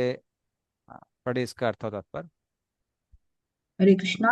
सूर्य तथा चंद्रमा के चारों ओर ग्रहण लगने के समय अमंगल सूचक मंडल बार बार दिखाई पड़ने लगा। बिना बादलों के ही गरजने की ध्वनि और पर्वत की गुफाओं से रथों जैसी घड़घड़ाहट सुनाई पड़ने लगी। हरे कृष्णा प्रभु जी। धन्यवाद। तो सूर्य और चंद्रमा जैसे ग्रहण के समय उनका सिर्फ बाहर का हिस्सा दिखाई देता है, बीच का ढका रहता है, वैसा बार बार दिखाई दे रहा था। वज्रपात की ध्वनि सुनाई दे रही थी, जबकि कोई भी बादल नहीं थे। और पर्वतों के अंदर से रथों जैसी आवाज आ रही थी। आगे चलते हैं अगले श्लोक में, नाइन्थ। अंतर्ग्रामेषु मुखतो वमन्त्यो वहनिमुल्बणम् सृगालोलुकतंकारः प्रणेदुर अशिवम शिवाः। पढ़िए इसका अर्थ और तात्पर्य।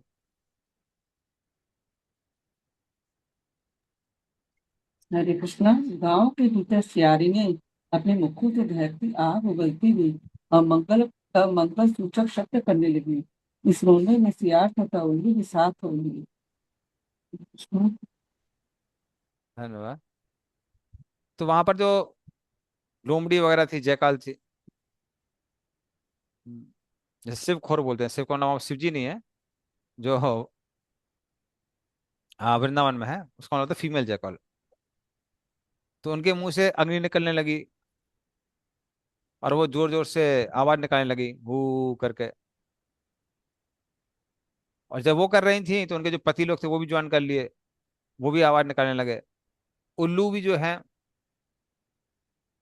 तो उल्लू भी आवाज निकालने लगे। तो इस तरह से अमंगल ध्वनि सब जगह व्याप्त हो गई। ठीक है, अगले श्लोक में चलते हैं, 10th।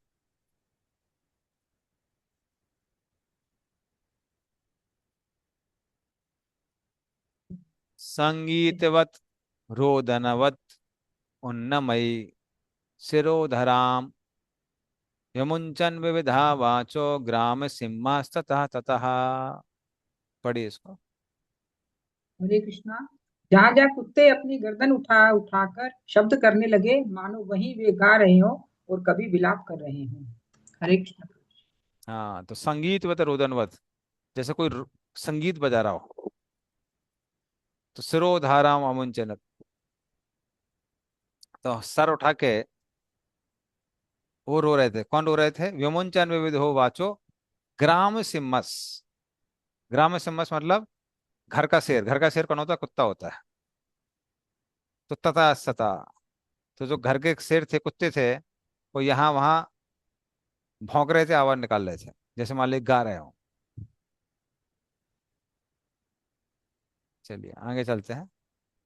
संस्कृत में बहुत पोएटिक वर्ड यूज किया था, ग्राम सिम्मस। खरा सा कर्कश छत्तः खुरेर नन्तो धरातलम खारकाररवसा मत्तः पर्यधावन विरूहसः, विरूथसः। पढ़िए इसको। हे विदुर, झुंड के झुंड गधे अपने कठोर खुरों से पृथ्वी पर प्रहार करते हुए तथा जोर जोर से रेंगते हुए इधर उधर दौड़ने लगे। तात्पर्य, गधों की जाति भी अपने को अत्यंत आदरणीय समझती है। वे जब इधर उधर झुंडों झुंडों में दौड़ने लगते हैं तो मानव समाज के लिए यह अपशकुन माना जाता है। हरे कृष्ण। हम्म।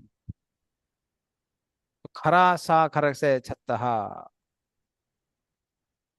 तो खर का मतलब होता है गधा।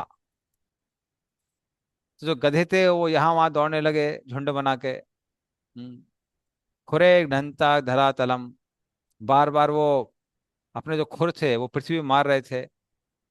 खाकारा, हम्म, बार बार अपनी आवाज निकाल लेते डैचू डैचू करके। रभसा, हम्म, और मत्ता प्रवेता वरुदता, और इस तरह से वो यहाँ वहां भाग रहे थे। और प्रोपा लिखते हैं ये सब अपशकुन के कारण है। तो भागवत में देखेंगे जहां जहां अपशकुन दिखाया जाता है, कृष्ण जब छोड़ के जाते हैं, पुण्यमूर्ति माता ने सेम कमेंट मारा है। फिर उसके बाद जब आ, कालिया की वो होती है, कालिया की कुंडली में भगवान फंस जाते हैं।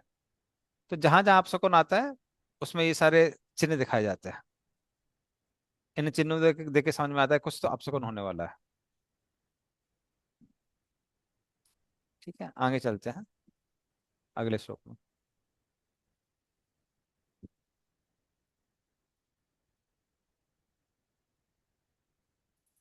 रुदन्तो रासवत्त्रस्ता नीडात् उदपतन् खगाः, घोषे अरण्ये च पशवः शक्तिन् मूत्रम अकुर्वत। हाँ, पढ़िए इसका अर्थ और तात्पर्य।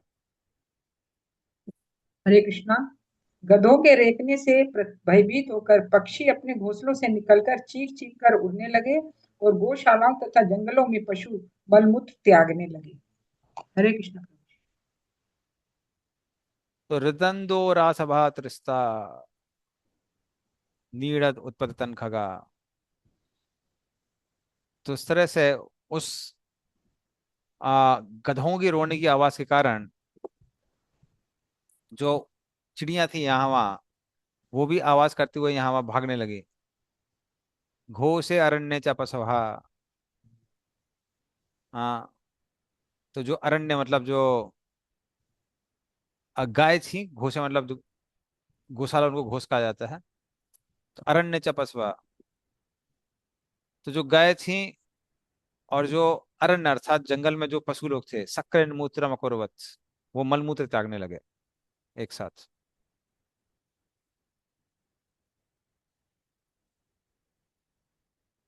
गावो अत्रसन असृत दोहास तयोधा पूय वर्षिणः, विरुदन देवलिंगानि द्रुमा पेतुर्विनानिलम। पढ़िए इसका अर्थ तात्पर्य। हरे कृष्णा। भयभीत होने के कारण गौवें दूध के स्थान पर रक्त देने लगी। बादलों से पीन बरसने लगा। मंदिरों में देवों के विग्रहों से आंसू निकलने लगे और वृक्ष बिना आंधी के ही गिरने लगे। हरे कृष्ण। तो गावा अत्रसन, गाय डरी हुई थी। तो असृक दोहा, दूध की जगह वो दोहने पे क्या दे रही थी, खून दे रही थी, असृक। तयोधा पूय वर्षिणा, और जो बादल थे वो पानी की जगह पस उसको बरसा रहे थे। हृदय ले व लिंगानी द्रुमा पेतु विना अनिलम, जो देवताओं के मंदिर वगैरह थे उनकी मूर्तियों में से आंसू बह रहे थे, और बिना वायु के ही पेड़ यहाँ गिर रहे थे। ठीक है, आगे चलते हैं। प्रभु जी, आंसू निकलना क्या अपशगुन का कारण है क्या? विग्रह से जो आंसू निकल रहे हैं इसमें हाँ देखिए, बताया गया। अगर अगर कीर्तन चल रहा है, कीर्तन समय भगवान रो रहे हैं तो बात अलग है, एक्सटेसी में। बट देवी देवता की मूर्तियां अगर रो रही हैं और एनवायरमेंट खुश वाला नहीं है, खुशी वाला नहीं है, तो समझ में आता है कि अपशकुन है। तो सिचुएशन देख के समझ में आ जाता है। ग्रहान पूर्ण तमाम मन्ने भगणाम चापि दीपिता अति चेरुर्वक्र गत्या युयुधुश्च परस्परम। पढ़िए इसका अर्थ होता पर। हरे कृष्णा। मंगल तथा शनि जैसे क्रूर ग्रह बृहस्पति, शुक्र तथा अनेक शुभ नक्षत्रों को लांघकर तेजी से चमकने लगे। टेढ़े मेढ़े रास्तों में घूमने के कारण ग्रहों में परस्पर टक्कर होने लगी। तात्पर्य, यह ब्रह्मांड भौतिक प्रकृति के तीनों गुणों के वश में रहकर घूम रहा है। सतोगुणी जीवात्मा पवित्र योनियां मानी जाती हैं, यथा पवित्र देश, पवित्र वृक्ष आदि। ग्रहों लोकों के साथ भी ऐसा ही है। अनेक ग्रह शुभ माने जाते हैं और अन्य ग्रह अशुभ। शनि तथा मंगल अशुभ सूचक है। जब पवित्र ग्रह बहुत तेजी से चमकते हैं तो यह शुभ सूचक होता है, किंतु जब अशुभ ग्रह तेजी से चमकते हैं तो यह शुभ सूचक नहीं माना जाता। हरे कृष्ण। धन्यवाद। तो ग्रहान पुण्यतमा मन्ने भगणाम शापि दीप्तः। तो जो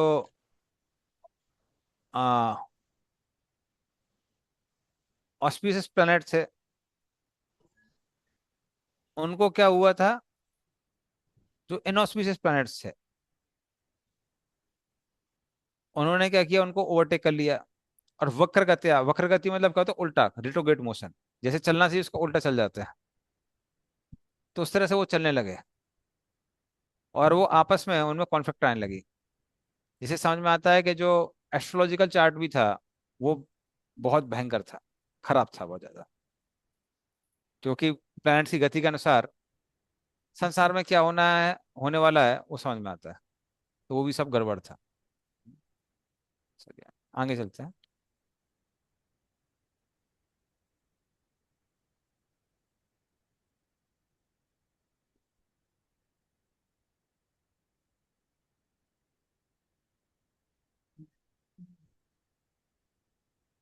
दृष्टवन्यां च महोत्पातान् अतत् तत्त्वविधा प्रजाः ब्रह्मपुत्रान् ऋते भीता मेनिरे विश्व संप्लवम।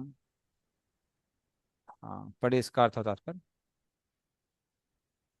हरे कृष्णा। इस प्रकार के तथा आज अनेक अपशकुनों को देखकर ब्रह्मा के चारों ऋषि पुत्र, जिन्हें जय तथा विजय के पतन एवं दिति के पुत्रों के रूप में जन्म लेने का ज्ञान था, उनके अति सभी लोग भयभीत हो उठे। उन्हें इन उत्पातों के मर्म का पता न था और वे सोच रहे थे कि ब्रह्मांड का प्रलय होने वाला है। तात्पर्य, भगवत गीता के 7वें अध्याय के अनुसार प्रकृति के नियम इतने कठोर है, कोई भी जीवात्मा इनका अतिक्रमण नहीं कर सकता। यह भी बताया गया है कि कृष्ण भक्ति में पूर्णतः कृष्ण को अर्पित जीवात्मा ही बचा सकता है। श्रीमद् भागवत के इस विवरण से हम ये समझ जान सकते हैं, दो महान असुरों के जन्म लेने से अनेकानेक प्राकृतिक उत्पाद होने प्रारंभ हो गए। अब प्रत्यक्ष रूप से यह समझना चाहिए कि जैसा पहले वर्णन किया जा चुका है, जब भी पृथ्वी पर ऐसे उत्पाद सतत होते हैं तो इस बात का सूचक है कि कुछ आसुरी लोग उत्पन्न हो गए हैं अथवा उनकी संख्या बढ़ गई है। पुरा काल में जिससे से उत्पन्न हुए केवल 2 असुर थे, तो भी इतना अधिक उत्पाद हुआ था। आज तक विशेष रूप से इस कलयुग में ऐसे उत्पाद तो नित्य प्रति ही देखे जाते हैं, जो इसके सूचक है कि आसुरी जनसंख्या में निश्चित रूप से वृद्धि हुई है। आसुरी संख्या में वृद्धि को रोकने के लिए वैदिक सभ्यता में सामाजिक जीवन के अनेक विधि विधान थे। इनमें से अच्छी संतान पाने के लिए गर्भाधान संस्कार प्रमुख था। भगवद गीता में अर्जुन कृष्ण से कहते हैं, यदि वंश संकर लोग उत्पन्न होंगे तो सारा संसार नरक जैसा लगेगा। लोग विश्व में शांति चाहते हैं, किंतु गर्भाधान संस्कार का लाभ न उठा सकने के कारण अनेक अवांछित शिशु जन्म लेते रहते हैं। इस प्रकार दिति के गर्भ से असुर उत्पन्न हुई थी। दिति इतनी कामातुर थी, उसने अपने पति को अशुभ समय के लिए संभोग के लिए बाध्य कर लिया।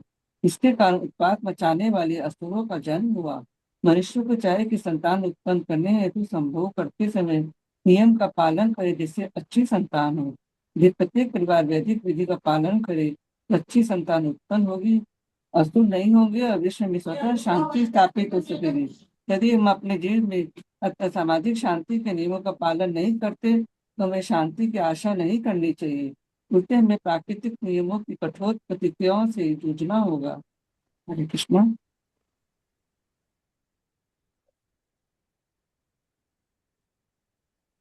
धन्यवाद। तो इस तरह से जो भी अपशकुन चल रहे थे, इतने शक्तिशाली अपशकुन चल रहे थे, तो चतुष्कुमारों को छोड़कर जिन लोगों को ये ज्ञात नहीं था इसका क्या कारण है, वो सबके सब उसको देखे भयभीत हो गए। और उनको लगने लगा कि मान लीजिए पूरे ब्रह्मांड का ही नाश होने वाला है। उनको ऐसा लगने लगा। चलिए, अगले श्लोक में चलते हैं।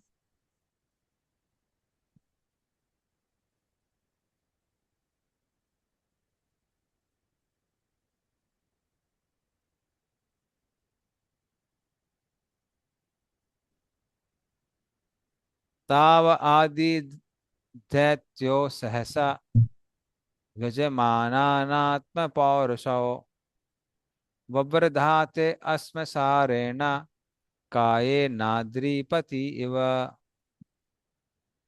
हाँ, पढ़िए इसको।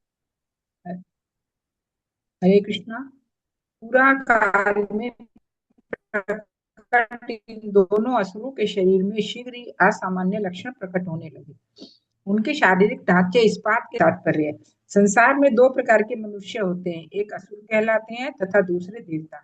देवता मानव समाज की आत्मिक उन्नति करने में लगे रहते हैं, किंतु असुर शारीरिक तथा भौतिक उन्नति में विश्वास करते हैं। दीति के गर्भ से उत्पन्न दोनों असुर अपने शरीरों को लोह के समान शक्तिशाली बनाने लगे और वे उतने इतने ऊंचे थे कि आसमान को छूते लग रहे थे। वे अमूल्य आभूषणों से अलंकृत थे और इसी को वे जीवन की सार्थकता समझ रहे थे। प्रारंभ में बैकुंठ के दोनों द्वारपालों जय तथा विजय को इस भौतिक संसार में जन्म लेना था, जहाँ साधुओं के शाप के अनुसार उन्हें श्री भगवान के प्रति सदा क्रुद्ध रहने की भूमिका अदा करनी थी। अतः आसुरी व्यक्तियों के रूप में वे इतने क्रुद्ध रहने लगे कि श्री भगवान से उनका कोई प्रयोजन नहीं रहा और वे भौतिक तथा शारीरिक उन्नति में ही लगे रहे। हरे कृष्ण। धन्यवाद। तो इस तरह से आ, ब्रह्म साप के बावजूद ये लोग बहुत शक्तिशाली थे।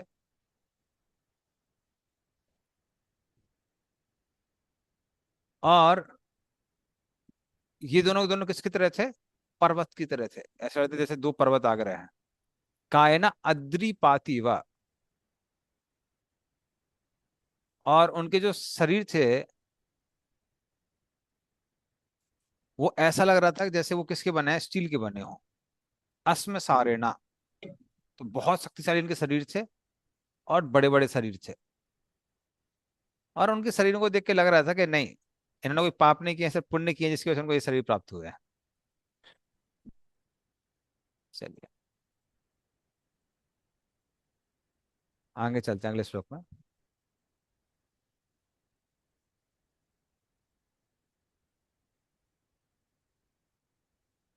दिवि स्पृशो हेम किरीट कोटिभिर निरुद्ध काष्ठो स्फुरद अंगदाभुज गाम कंपयन्तो चा चरणे पदे पदे कट्या सुकांच्यार्कम अतीत तस्तुता तस्तु।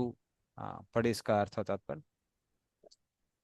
हरे कृष्णा। उनके शरीर इतने ऊंचे हो गए कि उनके स्वर्ण मुकुटों के शिखर मानो आकाश में चूम रहे हो। उनके कारण सभी दिशाएं अवरुद्ध हो जाती थी और जब वे चलते तो उनके प्रत्येक पग पर पृथ्वी हिलती थी। उनके बाहों में चमकीले बाजूबल सुशोभित थे। उनके कमर में परम सुंदर कड़कियां बंधी थी और जब वे खड़े होते तो ऐसा लगता मानो उनकी कमर से सूर्य ढक गया हो। साथ ही आश्रित सभ्यता में लोग अपने शरीर को इस प्रकार गठित करते हैं, जब वे सड़क पर चले तो धरती कांपे और जब वे खड़े हो तो सूर्य ढक जाए और चारों दिशाएं न दिखे। यदि किसी देश की कोई जाति बलिष्ठ शरीर वाली प्रकट हो जाती है तो वह देश भौतिक दृष्टि विश्व के उन्नत राष्ट्रों में गिना जाता है। भौतिक दृष्टि से विश्व के उन्नत राष्ट्रों में गिना जाता है। हरे कृष्ण। धन्यवाद। दिवि स्पृशो हेमी किरीट कोटिभिर, उनके जो किरीट थे, उनके शरीर में मुकुट थे, वो दिशाओं को ढक रहे थे। उनके आ, बाजू जो बंद थे वो बहुत चमक रहे थे, और जब वो चल रहे थे तो पृथ्वी हिल रही थी, और उनके कमर में जो बेल्ट थी वो सूर्य से भी ज्यादा देदीप्यमान थी। तो इस तरह से ये राक्षस लोग प्रकट होते हैं। और प्रभुपाद बोलते हैं कि ऐसे कोई अच्छे शारीरिक बल वाला होता है तो संसार में, खासकर असुरों में, उसको बहुत महान समझा जाता है। चलिए अगले श्लोक में चलते हैं। क्योंकि जो आसुर के लोग हैं वो शक्ति को वो देते हैं महत्व, करुणा को नहीं देते। प्रजापतिर्नाम तयोर अकारसीत, या प्राक स्वादेहाद्यमयोर अजायत, तम वे हिरण्यकशिपुम विदुः प्रजा, यम तम हिरण्याक्षम असूत सागरत सागरत। हाँ, पढ़ी इसका अर्थ तात्पर्य।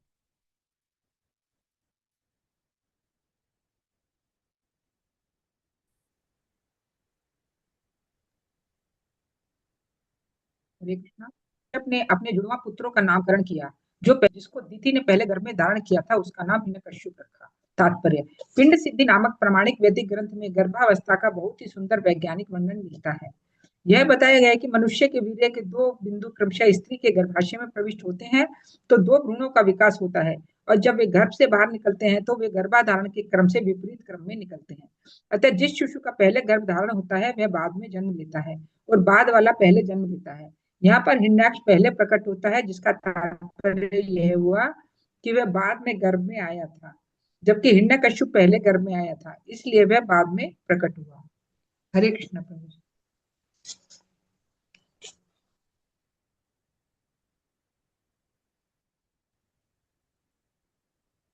तो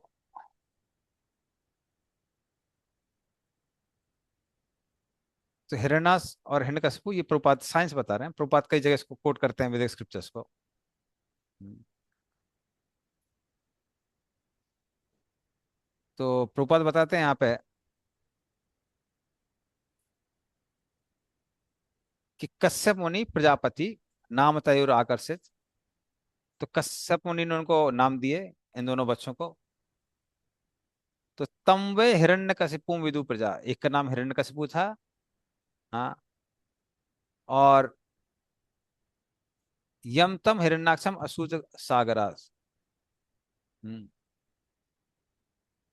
और जो दिति गर्भ से पहले आया था उसका नाम हिरण्याक्ष था। तो बड़े भाई का नाम था हिरण्यकशिपु, क्योंकि वो गर्भ में पहले आया था। लेकिन बाहर जो पहले आया था वो हिरण्याक्ष था, उसको छोटा भाई कहा गया। तो हिरण्यकशिपु बड़ा भाई था और हिरण्याक्ष छोटा भाई था। क्योंकि जो गर्भ में पहले पहुंचता है वो बाद में आता है, जो बाद में पहुंचता है वो पहले आता है।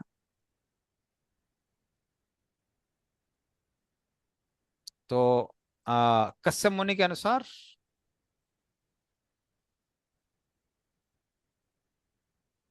वो पहले पहुंचा था हिरण्यकशिपु, इसलिए वो बाद में आया था।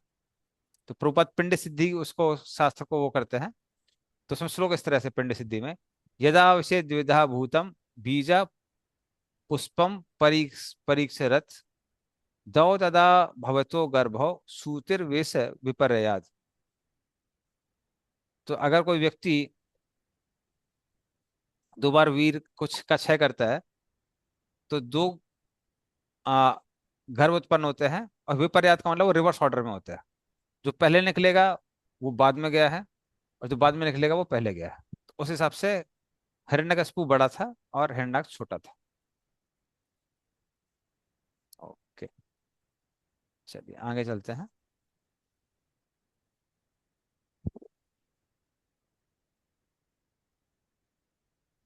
चक्रे हिरण्यकशिपुर दोर्भ्याम ब्रह्म वरेण च, वसे च पाला लोकां स्त्रीन अकुतो मृत्युर उद्यता। बड़ी इसका अर्थ होता है।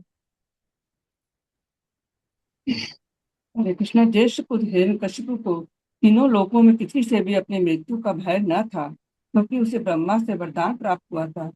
इस वरदान के कारण यह अत्यंत दंभी तथा अभिमानी हो गया था, और तीनों लोगों को अपने वश में करने में समर्थ था। तात्पर्य, अगले अध्याय में पता चलेगा कि ब्रह्मा को प्रसन्न करने के लिए हिरण्यकशिपु ने कठिन तपस्या की थी, तब उसे अमर रहने का वरदान प्राप्त हुआ था। वस्तुतः ब्रह्मा जी किसी को अमर होने का वर नहीं दे सकते, किंतु अप्रत्यक्षतः हिरण्यकशिपु ने यह वरदान प्राप्त कर लिया था। इस भौतिक संसार का कोई भी व्यक्ति उसको मान न सके।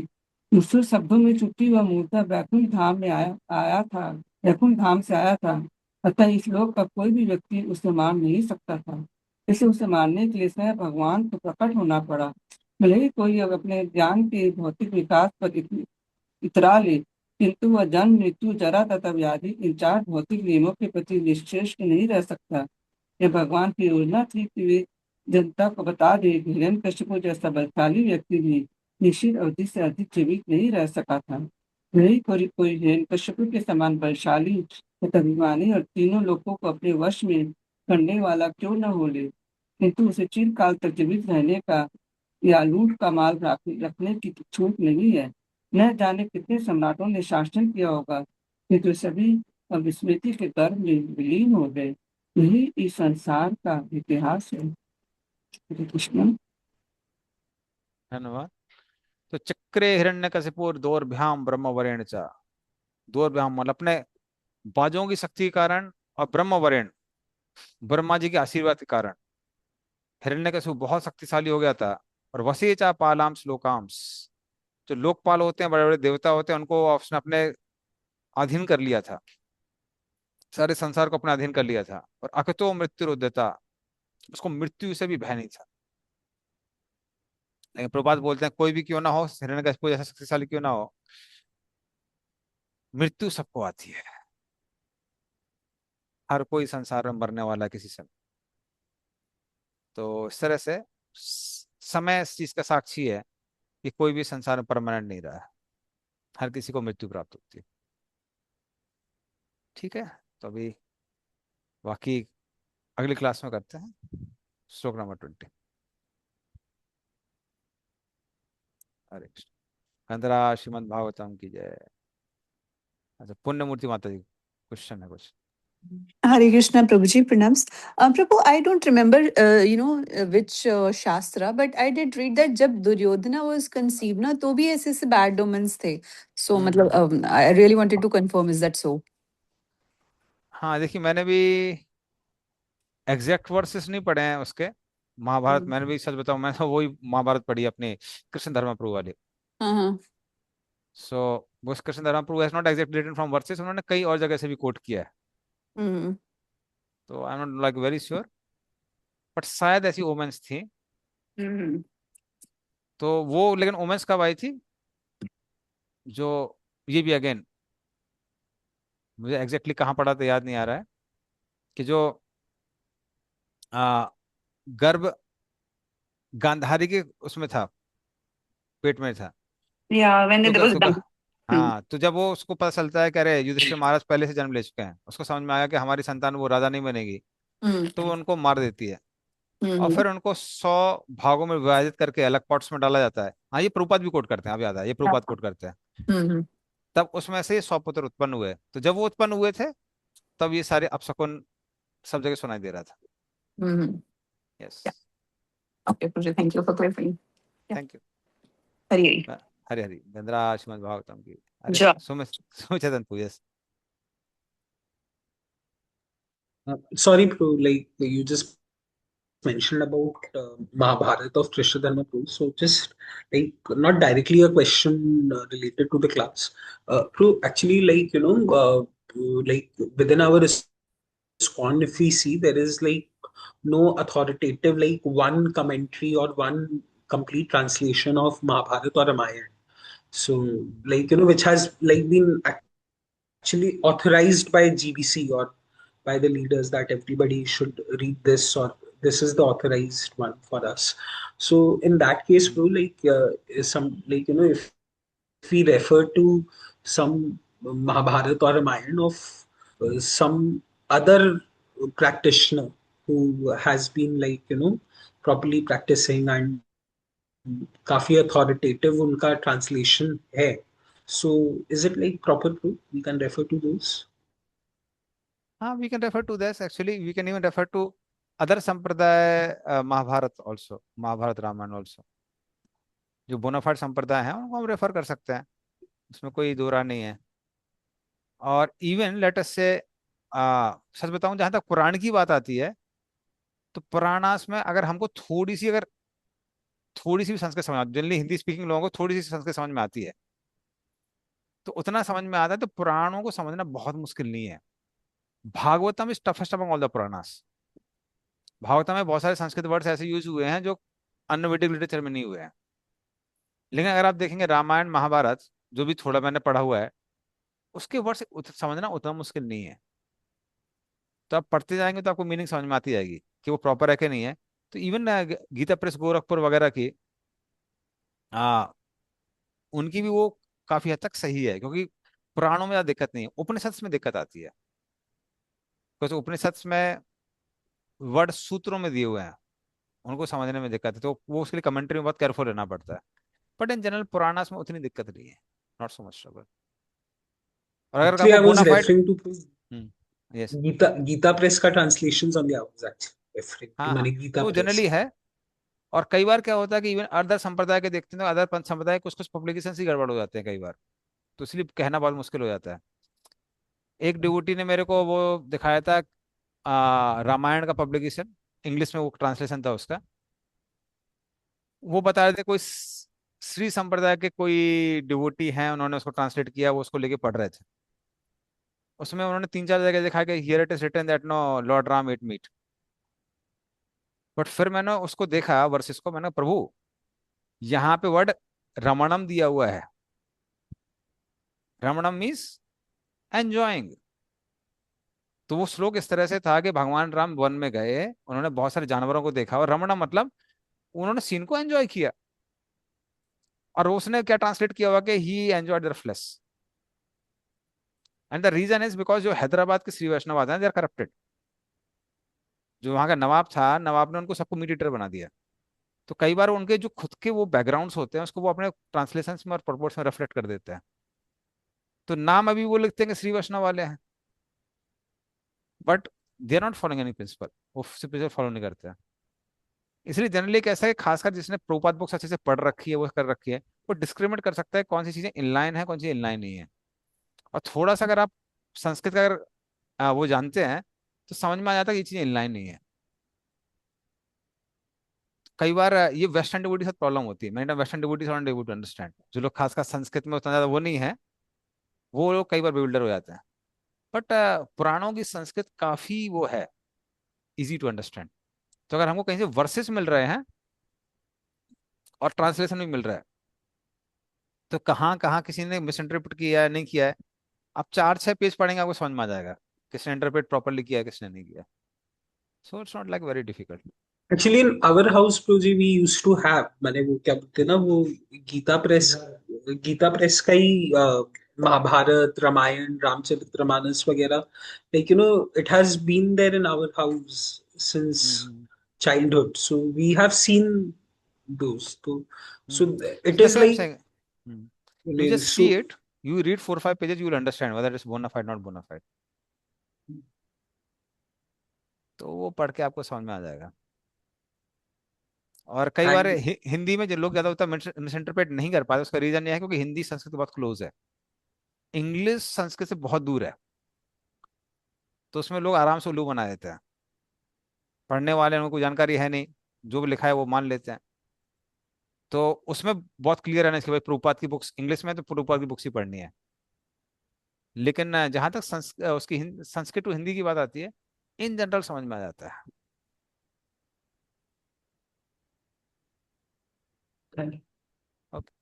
But we should not recommend this for new people. जो नए लोग आते हैं उनको नहीं बोलना चाहिए, क्योंकि नए लोगों को पता ही नहीं है सही क्या है गलत फिलॉसफी क्या है, वो जो पढ़ेंगे उसको सही मान लेंगे। इसलिए जो डिवोटी 10 साल 15 साल अच्छे से पढ़ चुके हैं, प्रैक्टिस कर चुके हैं, फिलॉसफी पढ़ी है ठीक से, वो लोग अगर अदर बुक्स को अप्रोच भी करते हैं तो उनको समझ में आ जाता है क्या बोना फाइड है क्या नहीं है, वो क्लियर हो जाता है। मेन एक्चुअली प्रोजी वही है कि like you know within ISKCON we talk about Ramayan we talk about Mahabharat, लेकिन इन दोनों का कोई भी अथॉरिटेटिव किसी दोनों ही बुक्स का कोई अथॉरिटेटिव वो दिया हुआ नहीं है कि like okay like for Bhagavatam we know we have to read Prabhupada's hmm Bhagavatam, वैसे So that is the whole point, Prabhuji.